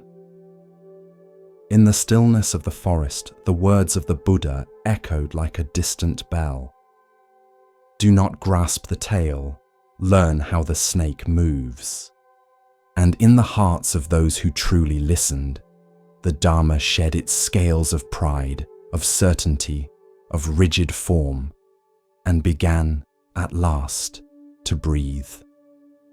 As the lantern of awareness glows a little brighter, we come to a tale about seeing with more than the eyes.